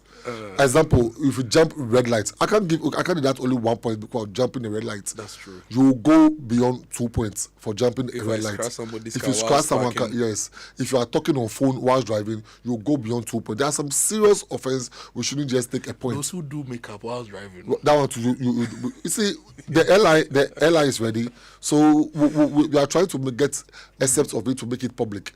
So please, abreast yourself with the LI, I beg you. I'll be reading your messages shortly, but let me remind you that if you need fuel, Star Oil has over 240 stations nationwide. It's Ghana's largest oil marketing company, and they're giving you high quality fuel, great service and real value for money. This is why a lot of Ghanaians are switching to Star Oil. And with the Star card, you can enjoy safe cashless fueling and easy expense tracking wherever you go. Choose Star Oil for your quality and affordable fuels. And if you're planning your future, I want to recommend EDC to you to help you build wealth and retire comfortably. One clear sign of financial growth is when your money starts working for you through steady returns and long-term wealth creation. With EDC, you get professional fund management, flexible investment options, the potential for higher returns than ordinary savings, and financial security for retirement and future goals. Your financial independence is possible with EDC. Sign up today. For inquiries, you call 0302 610 400 or WhatsApp 0509 268 414. Adansi Travels is also 13 years, and they are creating unforgettable journeys and lifelong memories for you. This 13th anniversary. This August is your turn. Experience the excitement of Dubai, Abu Dhabi, Malaysia, Bali, Singapore, Thailand, Nairobi, Zanzibar, with the exciting 13th anniversary tour packages. You can call them to book today by calling 059 550 059 550 0817 or 053 100 8550, or you visit adansitravels.com. Adansi Travels at 13, feel the joy. And we are talking about cars now. And APSA is bringing you the Auto Fair, the APSA Auto Fair. It's in partnership with Hollard Insurance and CTFM, and they are bringing you Ghana's leading automotive brands and thousands of car lovers together for one exciting weekend. It's from Saturday 22nd to Sunday 23rd August at the Good Park at Accra Mall, 10 a.m. to 10 p.m. for the biggest auto event of the year. Bring a friend, bring the family, and come and explore vehicles, enjoy test drives, insurance, and affordable finance options from APSA Bank while you pimp your rides with new accessories. If you are looking to showcase your business, you can still book an exhibition space by sending a WhatsApp message to 054 136 1237 today. We'll go for a break. When we come back, Senior Logas will read the text messages and then you'll answer the questions of listeners. Thanks, my brother. We'll be right back. Being very top-notch in terms of supervision and monitoring. Okay, so when it comes to day checking, teaching and learning and other things, it's been top-notch. One thing that I've observed, and this even came up about a month ago, there's some work that we are doing, there seems to be a lot of assessment, they call it mock, a lot of mock activities that the students do, but the teachers do not have the opportunity to finish marking them before they move on to the other one. Let me give you an example. So within a month, they can do about 4 or 5 different tests. What these tests are supposed to do is to give the teacher an information to know where they will help the student. So if you do the first one and you don't have the opportunity to mark and then analyze it and use the feedback to improve your teaching, and then once you are marking, you are asked to do a second one, it makes the numerous tests very, very useless because you will not be able to use the test to improve your teaching and learning. This is something that we found out in a study that we are doing. And that is solely among some of the private schools. So that's why I'm saying that they should do some soul searching and see whether the things that they used to do that gave them that kind of result, they are still doing it, or they have relented on those things and they are doing other things. The private schools are raising concerns over certain reforms that is actually affecting the credibility of the result, especially when it comes to private school candidates. First of all, has this concern come to the attention of your committee? Yeah, thank you very much, and good afternoon. Yeah, it has not officially come to our attention, but at a committee meeting today, we just ended a 2-day capacity building program for the Committee on Education. The matter was set, so we decided as a committee to invite both parties, that is WAEC and the national private, so that we can listen to them, because it's a serious allegation, which I think as a committee should be immediate, because we don't, the perception that will go out may not that well anybody. So we have decided that next week we will be inviting WAEC as well as the private school on especially NACA and then a few other. And how do you intend to really address these concerns they are actually making? Yes, we want to listen to both parties, the source of the allegation and then the response from WAEC. We want to listen to them. Yes. As it stands now, the committee is not fully aware of the concerns being raised by the Ghana National Association of Private Schools. We are aware. We have heard them on social media and news items, but officially we have not received any petition. But we realize that we cannot wait for any petition to be given out to us in view of the level of allegation. We need to do something immediately about it. So that's why we have taken the decision to meet them next week. Okay, but you've just heard from Justice Kinesel right here on this platform. What do you make of the concerns he's been raising? Well, it will be difficult for me now to draw any conclusion. We need to listen to both sides.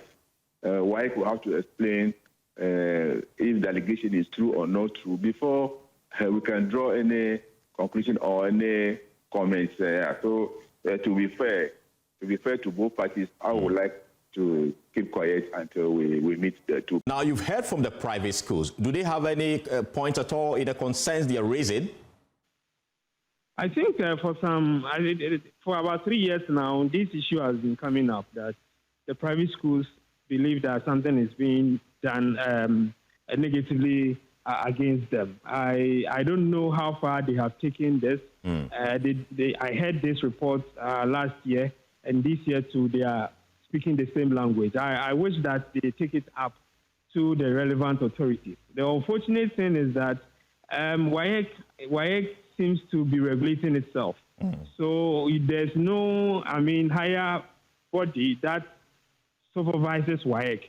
What they can do, as I've heard some of their leaders saying, is to write a petition to the Ministry of Education and also the Select Committee on Education in Parliament so that some investigation can be conducted.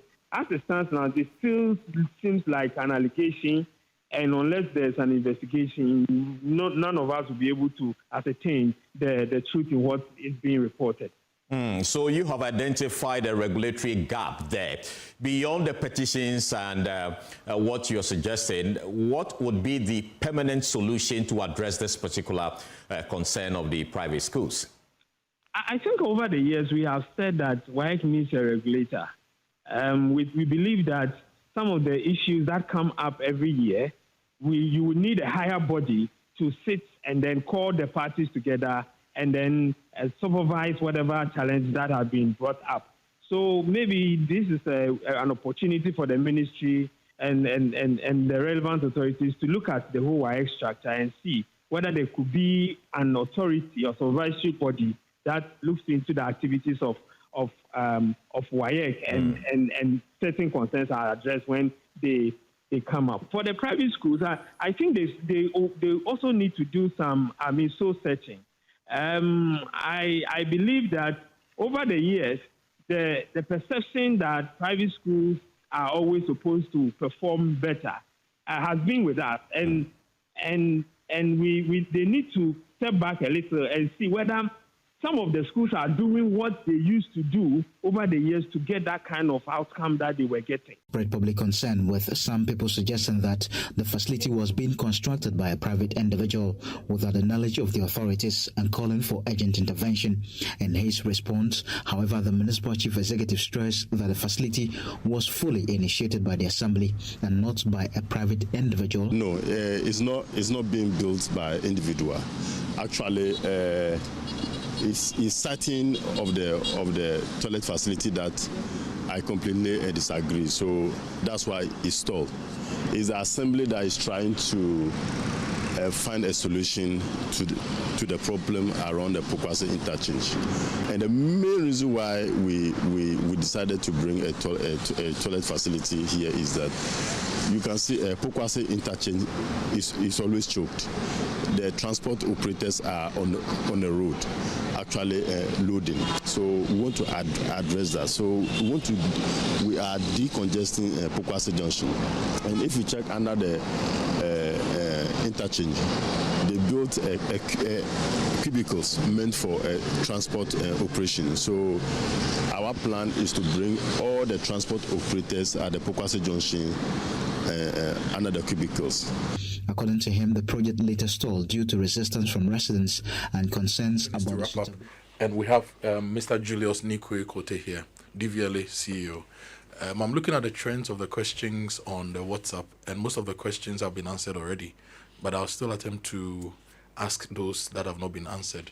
and some for further emphasis. Ohima Inosu says, good morning. If I sell my Kia Picanto with registration number GR2417, I'll keep my number. If I buy a new car, I have to reactivate my GR2417. As we are in 2026, will I still have the year at 17 on my new car? This is from Ohima Inosu. This has been explained already. Yeah, it's been explained. So we are not doing year of registration anymore. We are changing all the old numbers as well. So Ohima will not have any way of keeping an old number plate anymore. So there will not be year of registration for flex anymore. Yes, because we are using the algorithm system to generate numbers. About 10 or so listeners sent messages on the number plates and the fact that this year a lot of the number plates we got faded. And on top of that, they paid for number plates from DVLA. Yeah. They faded, and the police were arresting them for faded number plates. How do you react to that? First of all, we issued a release to inform each and everyone who has this peculiar problem to go back to DVLA for a new number plate at no cost. At no cost. Then we again, it's a problem we had this year because when we had issues with VMAC, all VMAC manufacturers and embossers decided they will now go to emboss number plates for us. It's only one person, Mr. Dasibre, who decided to emboss the number plates for us. So I'm sure in the rush, the pressure on him, they were supposed to do 3 coats. I'm sure that's what really came about by the pressure on him, and the coats were not done well. That is what resulted in this very issue. But we've issued a release. Go back, get it done at DVLA at no cost. Now, that brings us to the VMEG matter. VMEG says you were removing them from the equation when it comes to embossments, and you've signed a contract with only one company to do this. How do you assure us as citizens that we will get quality going forward? And what has been the resolution to the VMEG and the SLA matter? So let me take the VMAG issue first. I have not signed any contract. I have not cancelled any contract with regards to number plates. The contracts were signed before I got into office. It was signed in November 2024. And all VMAG members applied for that very contract. And one person won. Now you come to me that I shouldn't allow him to execute his contract. And I asked you why. He said it will put people on the street. I asked, but you went to apply. When you were tendering for the contract, why did you think of this to tell the DVLA? You've waited, you've lost the bid. You are now saying this to me. That is bad faith. And I can't cancel a contract for Ghana to pay another judgment debt. So please, I beg you, let's look at how best to rather bring you on board, join the same person, so that you can all execute this contract. And the man is willing to allow you to join him. Before I realized they were in court. We met them in court and they lost the case. Now, they've applied to me. Now I'm saying that each region should have an embosser. So we'll allocate a region to them to also be. But they're going to use our machines to emboss, not their machines. We're not going to do the manual embossing machines anymore. We are doing digitalized machine for the embossing. And the matter of the SLA? The matter of SLA, this is what happened. In the year 2023, 2024, 2025, DVLA entered into SLA agreement with the contractor who supplies the road-ready stickers. Now, SLA is service level agreement. That is where the machines they use will be fixed if there's any problem. The what do you call it? The maintenance and everything. And they signed $51.8 million a year for Ghana, that's DVLA, to pay this amount to the contractor. $51.8 million a year. That's over $500 million Ghana cedis. So in 3 years, it is $155.4 million for 3 years. $155.4 million. So it has expired. We now enter into another negotiation with the man, and for 3 years, the amount came to 2 million Ghana cedis. How so? Yes, because I think in your quest to negotiate, put the nation first. We told him, my brother, you are doing this work for DVLA. DVLA is paying 85% of its IGF generation funds to road fund, and we are paying you the stickers different from the SLA. How do you charge this amount of money for us? What we can offer you is 2 million Ghana cedis for the 3 years, and he accepted and signed for it. So we've saved Ghana over $155 million. Interesting. Now 3 years is 2 million Ghana cedis. Now, the Ghana Standards Authority released a statement recently that cars beyond 10 years will not be allowed into the country. Right. Now, there is a contentious issue of stickers, reflector stickers we put on our cars. And we know that most cars that are below the 10 years, they already come with manufacturer stickers included in these cars. So some people who have modern don't buy the stickers, but they get arrested for that. It's an issue we've looked at. We are yet to make conclusion on, because we have the right to supply stickers to pay the airline. We have the right to supply stickers to the cars, but the cars now come with stickers. It depends on whether the stickers are up to our specification or not. They don't even come with stickers. They come with actual embedded reflectors. Do they come? Is it up to our specifications? Some of the reflectors, you see a black tinted something on it, and doesn't reflect. Actually, some don't reflect. But we'll look at it. It depends on what the reflector is and the specification of the reflector and what we have, because they must abide by what the road traffic regulation reflectors specifications also so is go it going by. To be case by case, or it's going to be? No, it should be case by case, because some cars from China, you don't even see the reflectors at all. I'm sorry to mention the country's name, China. You don't see the reflectors at all. But some cars from America, their reflectors are even better than what we produce over here. I couldn't register on the DVLA app. It keeps telling me to try later. Please, what's the problem, Kojo? Tell me. I'm sure it will be a system problem. System problem. When I come back to you, you have 1 minute to give me your final word. 1 minute. So please put your thoughts together. Some days business goes well. Some days one unexpected expense can throw all your plans off. That's part of the hustle. When you need a little support to keep things moving, Misika by Adishman Savings and Loans Day for you. If you're an MTN merchant, dial *171# to go to financial services, select loans, select Misika and follow the prompts. You could qualify for an instant loan of up to 5,000 Ghana cedis. In times like this, you say to yourself, Misika Day for me. And Kingdom Books is giving you 15% discount on all school items, including pens, pencils, erasers, exercise books, and more across all their branches. You can go to kingdomstoreonline.com to shop, or go to their branches in Accra, Tema, Kumasi, Takoradi, Winneba, and Cape Coast.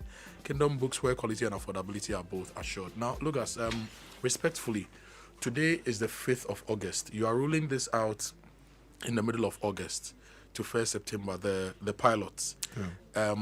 Is it possible to have you come back, say, on the 5th of September, so that we discuss progress made and challenges you've had? And I'm sure by then, the issues, some of the other issues listeners have, you would have them. So 5th of September, if in a month's time, so that we can. So today is 4th of August. Let me say a very big thank you to my brother, Foster Akwesi. That's my deputy. And then I want to talk about the cashless system, which is coming very soon. You have a minute. I'm talking about the digitalization of the international license and the vehicle permit, the new number plate system, the DVLA fund, the cloning detectors, which we are doing, the e-library system, which will help each and every driver who comes to us to refresh his mind on the safety measures on our roads, the skills development center, which is a school we have opened, the instant printing lines of licenses. Now we are decentralizing. Every station will have the chance to print their own license without coming to the head office. The digitalization of accident reports is very important. Then the digitalization of vehicle layoff system. Then I want to say that DVLA is doing 24-hour service at our Adenta office. All other regional offices are doing extended services from 6 a.m. to 10 p.m. That is when they close. I went to Adenta one Saturday around 5 p.m. and they told me that on weekends they close at 5. And that on weekends it's not 24 hours. On Sundays, they don't work at all. I think on Saturdays, they close 2 p.m. It's not even 5. So the 24 hours is 24/5, not 24/7. But we are putting measures in place to ensure that all regional offices, including Adenta, will go full 24-hour service. Okay, Mr. Julius Nico Ekote. Let me say a very big thank you to Joy FM for this opportunity and to all my deputies. You know, in all this we've done, we didn't seek services of any consultants. Everything was done by Mr. Kafui and his team, the technical team, the corporate affairs team of DVLA, led by Ask, OT, and Thelma, and everyone in DVLA has played a role.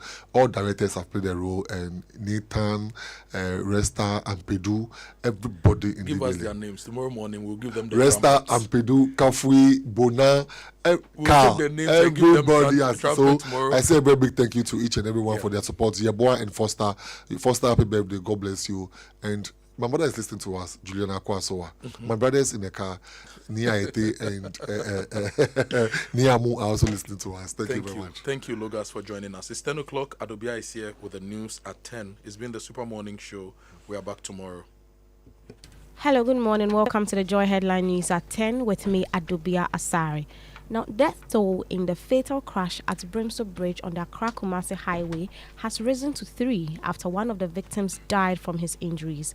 Public Relations Officer of the Ghana National Fire Service, ADO1 Alex Kenate, said the crash occurred when the fuel tanker attempted to overtake another vehicle, resulting in a collision that engulfed the tanker, an STC bus, and a Mitsubishi pickup. He provided an update on the remaining patients on admission. When the fire broke out, we were able to retrieve the charred bodies of 2 people who were occupants of the fuel tanker, which we are sure is the driver and his mate. This morning, we had a very unfortunate news where one of the victims or the casualties who was rushed to the hospital, a little girl in the Sorrento, unfortunately this morning couldn't make it. Well, away from that, Ghana has backed Jamaica's plan to petition to King Charles III, seeking legal guidance on its slavery reparations claim against Britain.